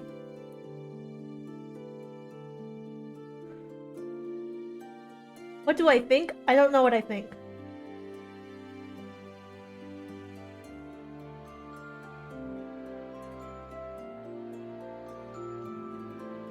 I don't know. I don't know what the question was. I'm not sure. I'm not sure. Hairy eyes. You said that to me yesterday. The priestess gestured toward my left eye, my golden eye. I'm sure you also have something you believe in. I peeked at her eyes, the ones that could see strings, and I wondered what was reflected in her sight. How did she see humans? Were they merely bodies of lines? Already hypnotized by her. Have you seen her? GoldenEye 007. Oh my gosh. To think that there was someone else in this world who could see what I thought of as my madness. I needed a moment to digest my findings, my brain slowing down now that our conversation had come to a lull. Glancing at the time, the priestess made a move toward the door of the shrine. I have to go inside, but you're welcome to follow if you'd like to. Pulling out my phone, I checked the time myself. Thank you for the offer, but I have a hot date soon. Sorry. Oh, okay, so we could have hung out with her, but because we made the appointment with her sister, then we can't do it. Interesting. Alright. She nodded to me and went inside the shrine. Having been caught up in the priestess's quiet intensity while talking, I found myself broken out of a daze. I looked around, seeing nothing of note, and left. Descending the shrine stairs, I took out my notebook to check the address that the blindfold girl had written down. If a person's writing could reflect their soul, what did hers reflect? She had beautiful handwriting. Walking slowly, I arrived at a quaint little restaurant with a bell on the door that tinkled as I entered. A blindfold girl sat not too far from the entrance and waved at me as I entered, gesturing for me to sit in the seat across from her. Hello, detective! Taking a seat, I opened up the menu before me for a quick glance. How was your doctor's appointment? It went well. She gestured to her eyes, which were hidden behind cloth. Running my finger along the glossy laminate, I noticed there were no textures for her to read off of. I assumed she couldn't see. Do you need help with the menu? No, thank you, but I'm familiar with this place's menu. How was your day? It was good. I visited the shrine. Was she the priestess there? Yeah. I see. Wait, is it because they said there's only one priestess who could perform the ceremony this year? So is it because she has a blindfold now that she was unable to perform the ceremony? So that's why she's not really called the priestess anymore? Even though a person did call her the priestess, but she's not acting as one now. She sees. She does see. She says it right here. I see. As I looked over the menu, she called a waitress over to order. I'd like to order 1 curry katsudon. You have good taste. There she went, ordering without waiting for me. She knows what she wants. I'm not even gonna be mad about that. Scanning over the menu, I didn't have a strong preference, so chose at random. My eyes landing on a rare dish. I didn't know they served this out here. Could I get the taco rice dish? Ooh, taco rice. Yeah, you never see that in Japan. Jotting down our orders, the waitress left our table. Do you like taco rice? It's alright. That's too bad. I like ordering it sometimes, but I was in a katsu mood today. Fried food is yummy. What is this small chat? Fried food is yummy. Yeah. You understand me, detective. You see, good things taste bad, but bad things taste good. What? I assume taco rice is just like, you know, taco fillings over rice. Food aside, I had been meaning to ask, why Mikami Itoha? Mikami Itoha herself isn't all that relevant to me. I'm doing this for someone important to me. She can't do it herself anymore, so I have to. I wouldn't say it's like a chipotle bowl. It's more like ground beef that's over the rice. Like of the taco seasonings. And like, then it's kind of like a chipotle bowl. That's what I imagine taco rice to be anyway. Yeah. She can't do it herself anymore, so I have to. She cared a lot about Mikami Itoha, and I care about her deeply! Shoko, my mentor, my friend! I could never meet her again, but I wanted to fulfill her wish. I like how I get more emotional with the narration. Okay. I can understand the sentiment of doing dangerous things for the people important to you. I'm mostly trying to keep out of danger here. Even though I did go down the stairs, we're gonna talk about that. She seemed to pause and think, tilting her head to the side. I'm sure you'll be alright.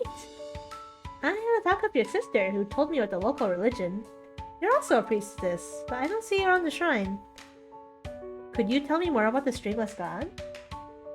I'm not much of a priestess anymore.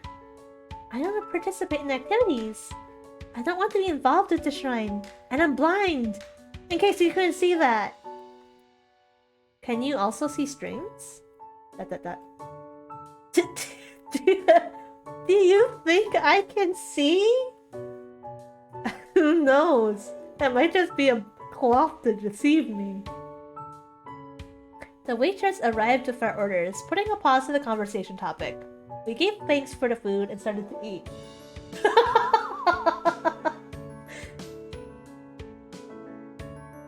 I know, Maya.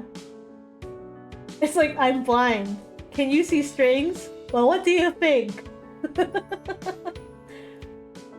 Although the blindfold girl appeared dexterous around people, dancing around me when we chatted, she showed me her clumsy side when she grasped for the utensils to eat. She was a fork type of girl. I do like fork types. What does that mean? I picked up my own chopsticks while watching her hands. My sister. She really believes in the Stringless God. It's complicated. What does that even mean? What does it even mean? She was a fork type of girl. You know what it means? It means she just uses forks. I'm a chopstick type, you know? Oh my gosh. Anyway, it's complicated. The Mikami family is deeply intertwined with the shrine, so you'll find out a lot about both if you keep looking at the Mikami Itoha. Sorry, my mouse is in the way. That's so weird. I can't really answer your questions. She took a bite of her food. You've got a little bit of sauce on your lip. Let me just get that for you. Her pink tongue darted out to lick the side of her mouth. Okay. Can I get it? Yes. We ended up talking about food, such as how a Tex-Mex Okinawan dish ended up on the menu here in the mountains, and why curry went well with tonkatsu. Oh, so taco rice is from Okinawa? Interesting. Before I knew it, we finished eating. We had a really weird date. Can't say I was very good at the small chat. Going to the counter to pay, the blindfold girl started to take her wallet out. My treat. No, let me pay. I invited you for dinner, so I'll pay. I can pay. Nope. Take me out on a date next time if you want to treat me to something. Just kidding. If I have a chance then, wink. I ignored the expression of the person on the counter. Yes, oh my god. I'll look forward to it, detective. Leaving the restaurant, we walked down the same path for a distance. However, as her home and my lodgings were in opposite directions, we later split. After some time, I returned to the inn. I relaxed, soaking in the hot springs under the night sky. Overheating and getting a tad pruny, I remembered I had wanted to enjoy the nature in this area on my trip. I went out for a stroll, breathing in the cool evening air. Ooh, this is interesting. Reaching a lake, I looked at clear waters while leaning against wooden railing. As the sky was overcast, no moonlight, no, only darkness could be reflected. I walked along the lake and then stepped onto a forest path. The ground soon grew uneven, only dirt devoid of grass informing where to walk. My legs complained about the trek, but my eyes rejoiced. Looking up through the trees, I saw that the clouds had moved out. I saw a starry sky. I didn't know that this place was remote enough to see stars. In the city, there was no chance. The only stars were those on the ground.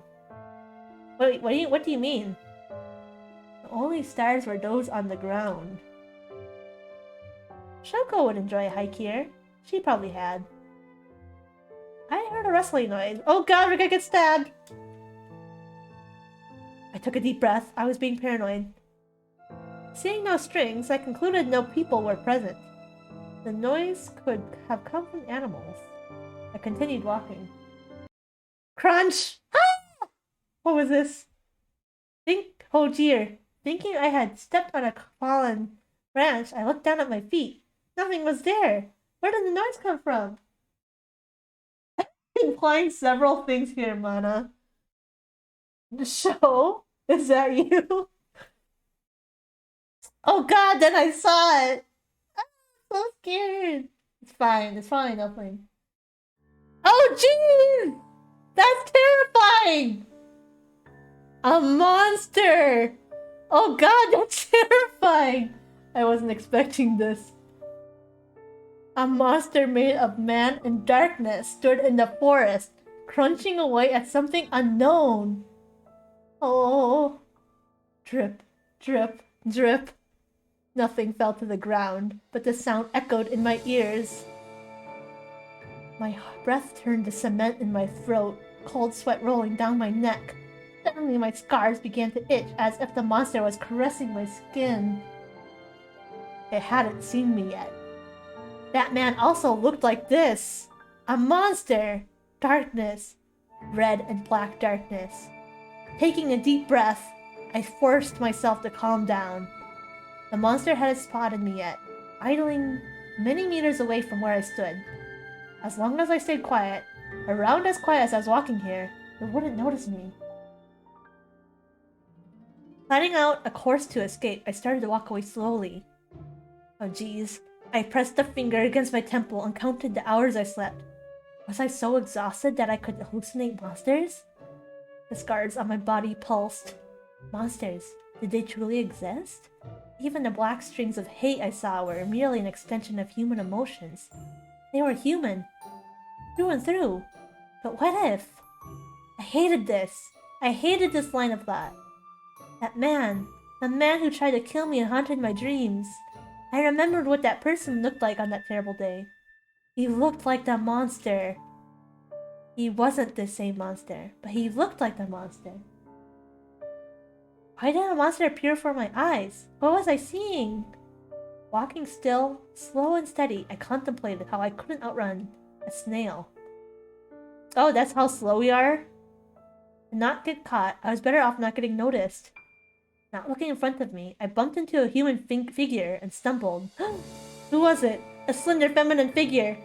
Priestess, is that you? The panic congesting in my veins cleared as I saw who it was.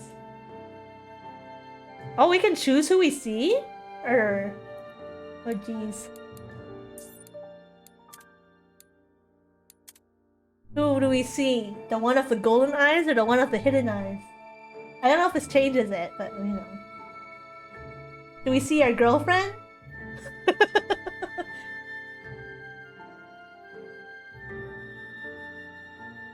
What do we see? I wait for the leg.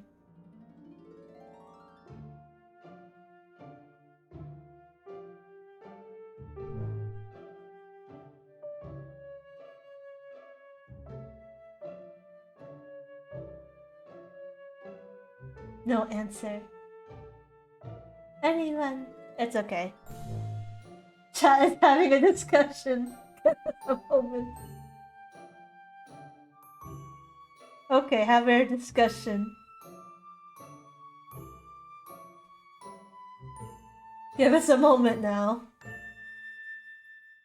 Golden eyes, the one who... Wait, your discussion is conflicting! Will not scream. Golden eyes?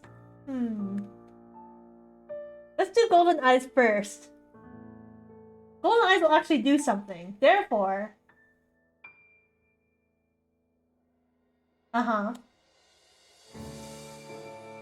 Okay. We have a consensus. The one of golden eyes. We'll see if this actually affects who we see.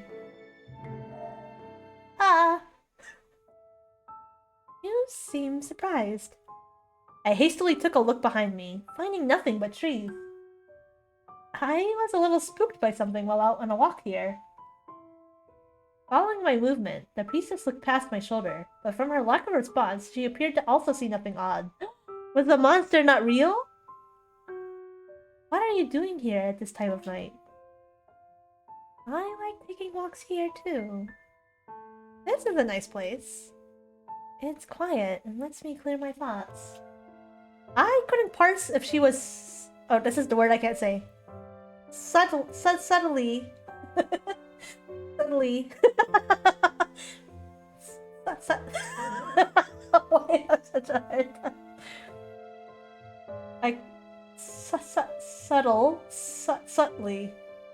Subtly telling me to shut up and go away. So steady.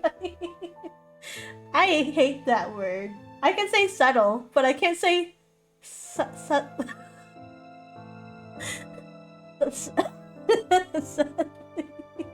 Alright, I'm moving on with my life. You seem troubled. I don't know why you're so interested in that woman, but... Mikami Toha is our older sister. She was in her teens when we were born, so we were never particularly close. What's your father's name? Mikami Yasunobu. If this information keeps you out of trouble, I'm happy to provide it. That was kind of her. Did we just forget there was a monster? Thank you. I also want to stay out of trouble. That's good. With the conversation perceived as finished, the priestess made to continue her stroll down the forest path. However, that way was the monster! Wait, you shouldn't go in that direction. Why? I couldn't say there was a monster. I didn't even know if the monster was real. I think I saw a large animal. I see. Thank you. You should also head back to your inn then. I should. What would happen if it was the other girl? We'll find that out in a different route, I guess. I returned to the inn. I spent the following day in a nearby town, enjoying a number of tourist activities and not thinking about my personal investigation. But the blindfolded one was there. She couldn't say I see. Look, but we already have evidence that she says I see. The rickshaw puller said that I was the whitest customer he had all day. I don't know if I'm happy about that information, but the tour was entertaining. After eating my fill and exploring a historic site, I returned to the inn in the evening. I feel like we should have little cards that say what day it is, because I'm not really sure where we are. How close we are to the Autumn Dance Festival. I think we've been here for a few days now. Water's warm seeped into my bones and turned me to jelly, washing away my fatigue. I leaned against the stones at the edge of the pool for support. In my right hand, I held a cup of cool white wine. A rosy color had floated to my cheeks from not just the hot spring's warmth, but also the alcohols. I was taking advantage of a private bath to drink. Pwah! Did I need a drink less? What a relaxing day I had. Shoko, your secret lover got eaten by a monster, you know. I probably was a little drunk as I dragged myself out of the hot spring, sloppily drying myself off with a towel and my hair with the hairdryer. I slept quickly that night as usual. Another day arrived. When I checked the weather, the forecast stayed the same with clear skies for the upcoming days, a good sign for the ceremony dance event. I happened to meet Keeper on the way to the cemetery again. We're not really making much progress with our investigation, I gotta say. We made some small talk about how I'd been enjoying my visit so far, but before long, the conversation shifted to a Mikami-related topic. I'm glad you've been getting along with our priestesses. They're both very friendly. I heard they had an older sister? I pretended not to know the relationship between Mikami Toha and the older sister, waiting to see if the keeper would hit me into new clues. Who cares? We got a date. Yeah, that's true. I can't say the date was very good, but I gotta blame it on ourselves. We didn't know how to make small chat. Yes, Mikami Toha. It seems you're interested in her affairs. It's virtuous of you to ask about her for Shoko, but I'm afraid she passed many years ago. It was very good. We didn't even learn her name. You're right. She died of heart failure. She corroborated the information I collected from the townspeople. Up to this point, the conversation was normal, albeit disappointing. The woman who Shoko yearned for was mundanely dead, or as far as we were all concerned. Even though some brought up suspicions on Mikami Itoha's death, no statements had come forward to show signs of her continued life. Then, Keeper reminded me of my suspicions regarding the shrine. However, all will be well soon. The day of salvation will soon be among us. Among us? And the dead will be revived. At that time, you can speak with her as you wish. I hope we can trouble you to stay with us for long enough to see that day. Salvation? And the dead come back to life? Yes, she will. Is that why we saw her body in the basement? Salvation and the return of the dead to the living. Those were concepts that could have many meanings. A chill ran down my spine at the thought of a mass murder incident happening to a sizable crowd of people who gathered for the local religions and events. Poison cocktails could easily be fed to people as salvation drinks, leading them to their unknowing demise. That was one meaning of salvation. At the very least, death hadn't been mentioned in the priestess's explanation of the stringless god, so I called myself from the extreme case. Keeper's mention of the revival of the dead reminded me of the popular Christian Messiah, said to have returned from the dead. Perhaps Mikami Toha was in hiding for these years, so that her return could be a proclamation of a Messiah. People like those sorts of miracles. That That idea was better, but still unnerving. There was, of course, always the minute chance that the Keeper's perceived reality was true. Was Mikami Toha dead? I see. Keeper took out a note card and wrote down a time, passing it to me. There's a gathering later today of food and drink like before. Our priestess will be performing a purification. You're welcome to attend. It will be at the same location as the previous gathering. Oh no. Putting the card away, I took a deep breath as subtly as I could. I'll be there. Party of Keeper arrives at the cemetery. Passing through this... I keep adding words in and then taking words out. I'm just gonna keep going with the flow. Passing the cemetery gates, I made my way toward the Mikami section. I stopped in front of Mikami Itoha's grave, staring at the inscription on her tombstone. So, are you dead? I started to draw out the timeline for this case. Mikami Itoha was in her 30s at the time of her death. Based on her birth year, she was a few years older than Shoko, making a friendship between different grade levels. Why did Shoko say she was missing? Detective Mana really is just Columbus. Mikami Itoha died around the time Shoko last visited her hometown. That was 5 years ago. Shoko wouldn't have been able to attend Mikami Itoha's funeral due to its private nature. However, she should have either known about the death or been informed afterward. Or Columbo. Yes, you're right. Actually, I knew who you were talking about, but I couldn't remember the name, so I just said, that makes sense. Reality is that we lived in an age of technology and easy communication.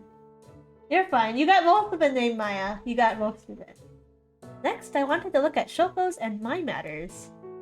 Shoko died around 3 years after Mikami Itoha's death.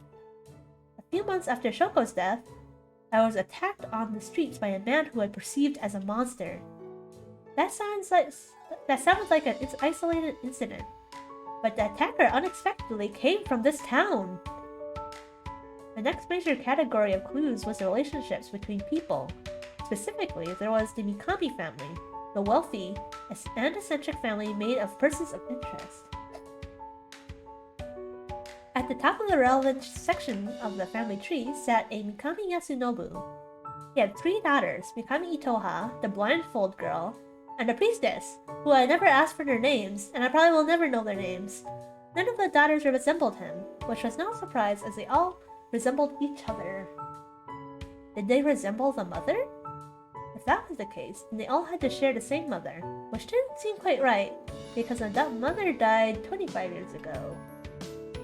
A whole bunch of mysteries and no backup.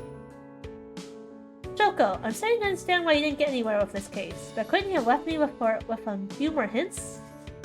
Heaving a sigh, I crouched down at the grave. As before, I saw no strings from her plot. Hunting, I found nothing. Is Mana going over their notes? Yes. I think so. We're going through our notes at the cemetery. Well, they were reading a family tree-ish, kind of. Then again, the priestess could have cut all of this purported dead woman's strings. What happened to you, Mikami Itoha? Did you really die from heart problems? The grave did not respond. Of course. Seeing no luck at the cemetery, I decided to visit the shrine early. I cooled my head while walking up the stairs extremely slowly, looking up at the clear blue sky. The weather was really nice. Despite my slow pace, it seemed that many people had arrived. This place was actually rather pretty. Oh! No, they were looking at the gravestones. The main character was. We were not looking at a family tree per se, but we were recounting a family tree. Yeah. So yeah, we don't know their names still. Thinking that I should take a few pictures, I pulled out my phone and fiddled with the camera application. With the back camera, I snapped a number of shots of the shrine, the sky, and the plants. Oh, that's fine, no problem. Maya, you have raid tonight, right? With the front camera, I tried for a selfie, feeling particularly like a tourist. The tranquility was broken by two pairs of fast footsteps from a corner behind the shrine. Alright, sounds good. Leave whenever you need to. Oh, we got something happening here. The blindfold girl rushed out from behind the corner, the priestess chasing hastily after. The priestess grabbed the blindfold girl's hand, despite the latter trying to shake her hand off. Neither had noticed me, so they argued loudly. Let go! Not until you talk to me. There's a reason why I didn't want to cut strings anymore, but you know how that turned out. If Settle doesn't get through to you, the answer is badly. You can blame me, but you shouldn't do this. I love you, so why can't you understand? Thinking I should call out to them, I found my words lost on my tongue, with the realization that I didn't know their names. Mikami, was that all I knew? Ah. The priestess seemed to have noticed me as she looked my way. Taking advantage of her lapse in concentration, the blindfold girl broke away from the priestess's hold. Wait! The blindfold girl ran away. The priestess stared blankly at her sister, dumbfounded. Was it my fault that she lost her sister? We watched as the blindfold girl descended the stairs and went out of sight. Then there was silence. I looked away, knowing fully well that I couldn't pretend to not have overheard parts of their argument. Still, I hadn't heard enough to determine the topic, nor the wrong party, if any. My size, right? The priestess shook her head and approached me. Hello, detective. Oh, you're really pretty. Can you come closer? Can you come closer so I can get a better look at your eyes? You're not gonna follow? No, the purification ritual is soon. My sister. The girl, whose name I didn't know, shook her head and did not continue to speak. I want to get lost in your eyes more. Yeah. What's your name? We got it! We've been playing the game for 2 hours and we got it! Yes. Mikami Towa. Towa is spelled with a kanji for eternity. With so many Mikamis, you can call me Towa. What about you? Mana, spelled with a kanji for love. Ooh, just like my other character. Mana. She spoke my name, as if testing the sound on her lips. Can you say my name again, please? We were the only people here right now. The trees rustled and the birds chirped, but no one would interrupt our quiet, but ourselves. Mikami Towa. Towa looked up at the sky. I have to get prepared. We checked the time in unison, receiving a reminder that the gathering would be occurring soon.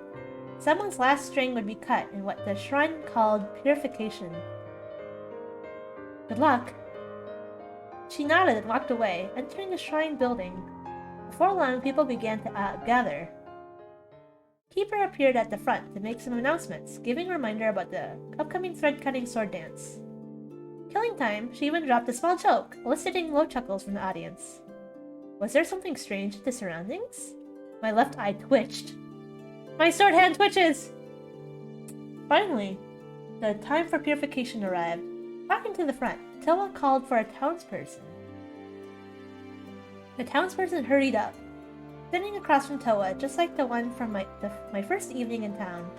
Attached to him was a single black string. It was a thin, fragile thing, representing a hatred between him and another. She took it in her fingers, proclaiming it to be his last string binding him. Then she cut it. She cut the black string I had once thought to be inviolable, at least not in this way. Beautiful. I met eyes with Towa. I love you, Towa. Will you marry me, Towa? Oh, sorry. One string turned to 2 pieces of the slightest sliver of gap, appearing between them. The string began to fall, dissipating into black specks. The string disappeared. The townsperson cried out in gratitude, clasping his hands together as he dropped to his knees. He is pure. An air of joy swept over the crowd. They began to applaud. I clapped my hand quietly along with them, observing their happy faces. After the clapping concluded, they fell into a prayer. Suddenly, something felt off. My sense of equilibrium warped, causing me to nearly stumble over my feet. Hobbling to lean against a nearby tree, I pressed my palm against my left eye. The ground was flat, nothing was shaking, yet something was wrong. I closed both of my eyes for a moment, furrowing my brows. A buzzing noise pierced my eardrums. I gasped. I didn't gasp. Cut. Wait, what? Huh? Was that Morse code? I don't think it was. What did you think about the string cutting? You look a little pale. Toa's voice broke me out of my stupor, and I met her clear eyes. Amazing! It was amazing! I didn't expect it to be so... I shook my head, clearing away the mental fog. Glancing around, I found the townspeople had already gotten out for refreshments and were mingling, happily chatting about various topics. The person whose string was cut was nowhere to be seen. Wait, what happens to them? What were the lines like? Let me look at it. It's like one straight line, some dots, like this.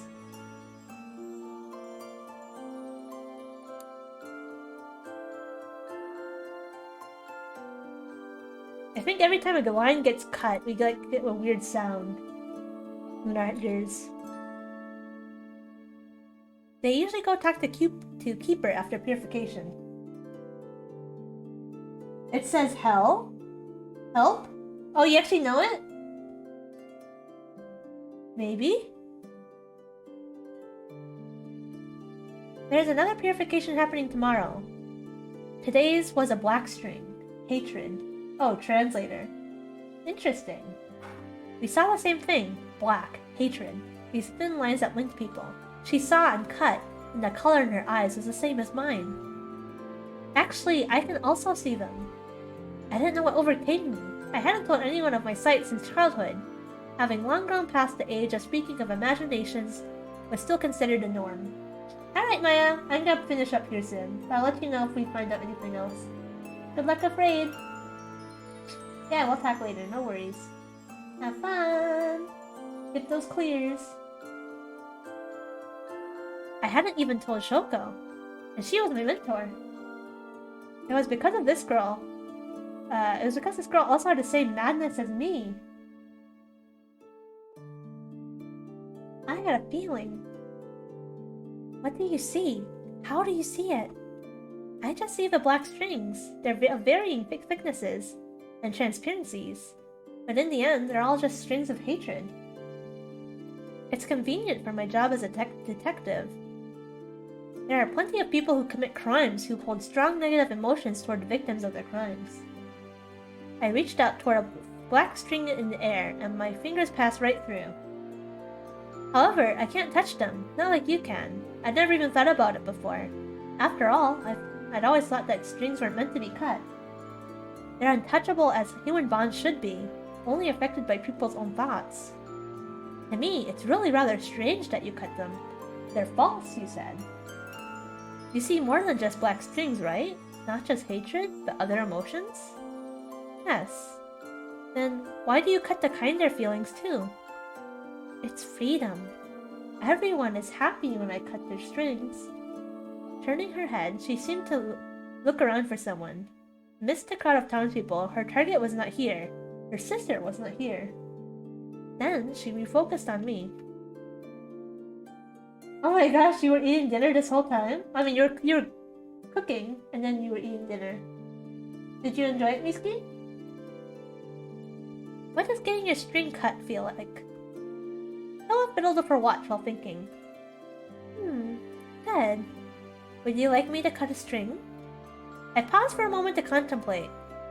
What an intimate thing! So allowing someone else to touch and cut your emotions.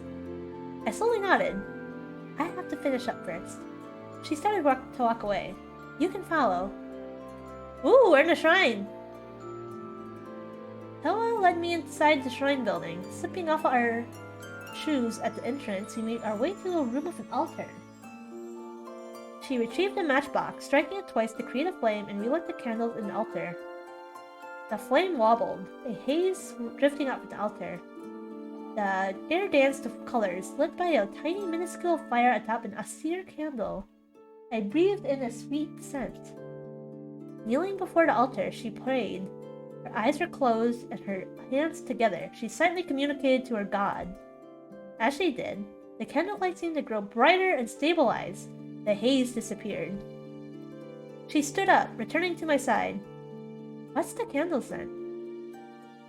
Tasting the remnants of the smell, I tried to think of what the flavor was. Fruity? Not quite. Resembled more so caramel. Yeah, wait, I never say caramel. Or caramel. The candle is scentless. Huh? It's a normal wax candle that we light as a symbol of shining light. I sniffed at the air, but the smell had already dissipated. Is this a special ritual that priestesses do? Yes, we do it daily in order to send light to the stringless god who is trapped in darkness. It's a special prayer, a special way of conveying gratitude. The job of a priestess is to serve the stringless god. Your sister doesn't do it anymore. No. Shiki is... Oh! We found out the other name! Shiki doesn't perform anymore, but she's still a priestess of the stringless god, as long as she's willing to. Is Shiki her name? Yes. Warmth crept into Toa's voice as she spoke her sister's name. Making me a little sour in my heart? What? How is it written? With the character for string and the character for hope. She gestured in the air, tracing out the kanji of her right index finger. I nodded along to her movements, remembering the photo in my pocket. The same string as Mikami Toha's Ito. It wasn't too odd for family members to share characters, but Toha's name didn't contain the character for string. Eternity, her name was such. Their father's name did not contain the character either. Given the small sample size, I wonder if it meant anything, not remembering clearly the names in the cemetery. Yes, she confirmed my statement with a low voice. As we talked, the door opened and Keeper stepped in. Toa greeted Keeper with a nod that Keeper returned. I am happy to see you two getting along so well. The gathering outside is wrapping up and I hadn't seen our guest around. So, she was inside. How did you enjoy the purification? I hope you were able to view it from a good place. It was very interesting. That person, he's stringless now? Toa told me that you met with him after the purification. Yes, I was talking with him just a moment ago. He's been freed now from the chains that bound him. For this, we have to thank our priestess's hard work. Are you interested in string cutting? She offered. This should be a private affair then. String cutting is a holy event. I'm overjoyed that you decided to partake in the blessings of the stringless god. Keeper made a movement of her head, almost a nod, as if she knew something I did not. I don't like that. I'd like to offer you the chance to explore the workings of the shrine while you're here. Our priestess won't mind showing you around. Alright, welcome back, Miski. Welcome to the PC zone. Thank you for the offer. Perhaps I could find out about Mikami Itoha's relation to this organization. Keeper glanced at my golden eye, our gazes meeting for a second, which caused me to look away. She had no strings for me to redirect my eyes to. You have a golden eye like our priestesses. It suits you. Ah, thank you. No, thank you for coming here.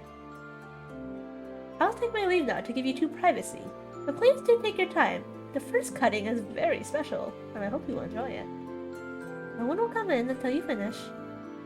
Giving both of us a bow, Keeper left, closing the door quietly behind her. Hold on, give me a second.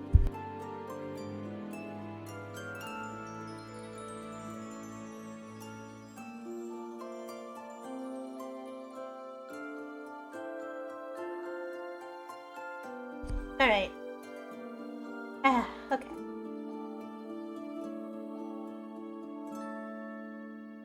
Shall we cut a string now? I don't like this. We had such a bad reaction to seeing someone get their string cut. Thank you. I know, I just had to blow my nose. I don't know. I don't like this. I don't think cutting a string is good. I think it's bad, actually. Tella nodded, looking at me, through at me with her golden eyes.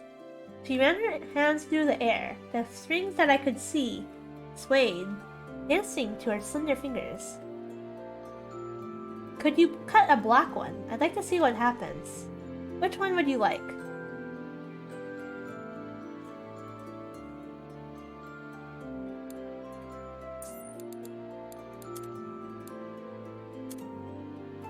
Oh no, we don't get a choice. We're just gonna cut it. So if we cut a thick one, that means it's like a lot of hatred. Let's do a thin one. This thin one over here. I gestured to the thread before me. In the end, I didn't want to risk something important being snipped away. After all, these strings were my feelings towards someone. Toa nodded, tracing her finger along the black line. How does cutting the string affect the relationships between people? Cutting it makes people more true to themselves. The feelings disappear? If they were fake. You have a few strings, Mana. Ooh, I liked her voice. I wanted to hear her call my name more. Was this the second time? I felt a little heat rise to my ears. Is that a good thing? It's a good thing. What about you? How many strings do you have, Toa? I don't know. I can't touch my own strings. She went to the side, bringing out a cushion and placing it on the floor.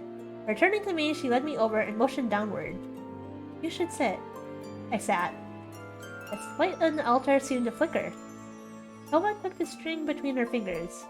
She cut. The string broke, a gap appearing as the pieces fell down to the side. It seemed to dissipate into dust before my eyes. Ah! A strong wave of comfort swept over my body. The world seemed to brighten and float, everything becoming terribly pleasant at once. I felt a presence gazing down at the light. Then, snapping back to reality, I found myself holding onto her shoulders for support.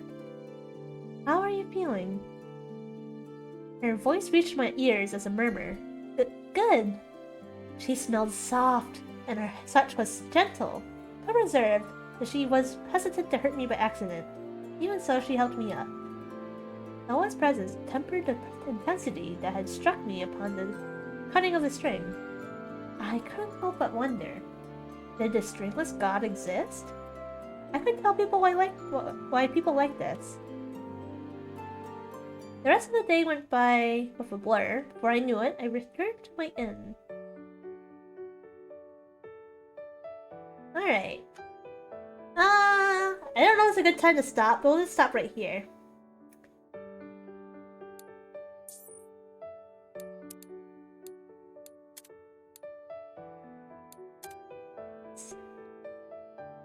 Alrighty. Gotta go back to the main menu? Here we go.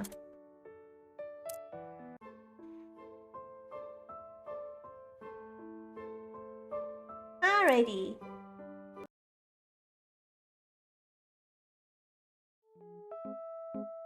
Here I am. Yeah, that was interesting.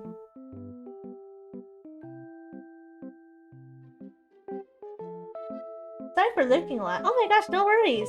As long as you enjoyed your dinner, that's fine, Miski. That was interesting.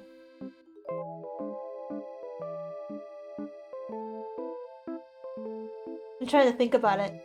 I'm trying to think about how the monster is... Like, do people become monsters after they become stringless? I don't know. Why did a guy from the town come after us and stab us? There's so many mysteries.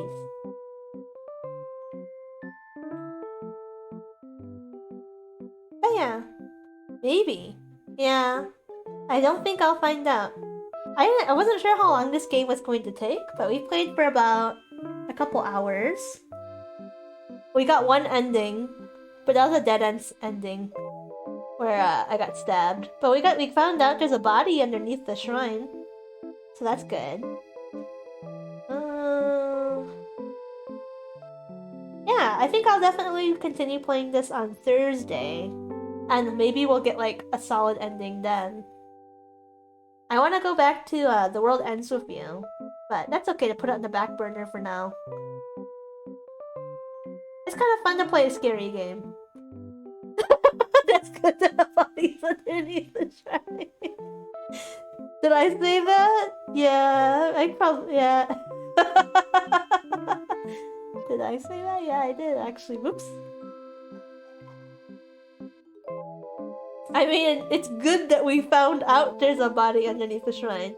And I think it's Itoha's body. And it's really cold down there, so they're like keeping it preserved. Yeah. And we found out the two sisters' names.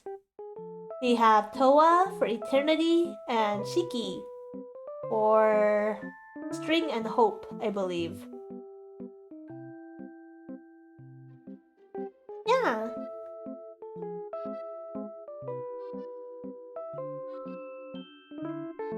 Oh, Mami-san! Hello!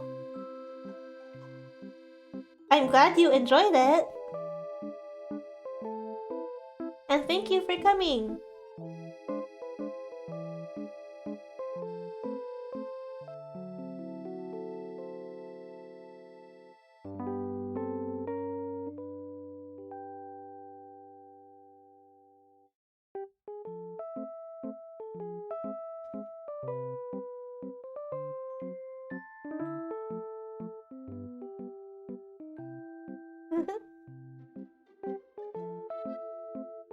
Ah, that's a cute one!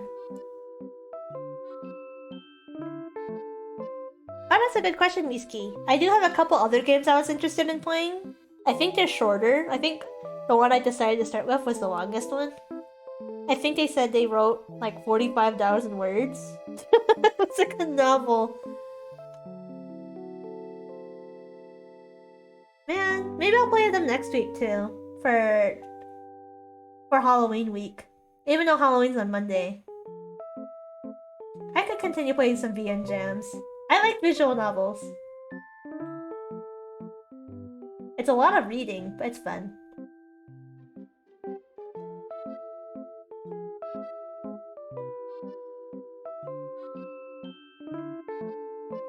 Mm-hmm.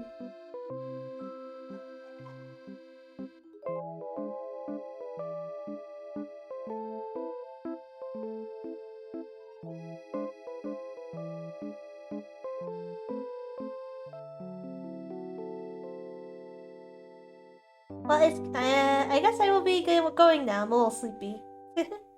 Ooh, you're gonna play visual novel too? Nice! Tell me which one.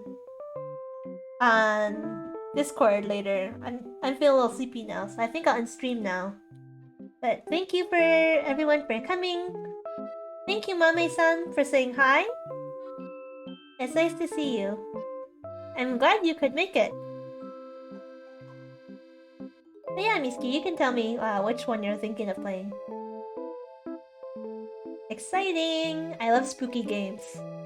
That monster earlier was actually kind of scary. I wasn't expecting that.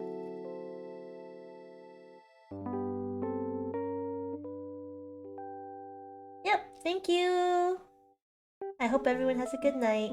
And Mami-san, have a good day! Yeah, it was scary. I'm afraid to see what happens later on. We'll find out on Thursday. Take care, everyone!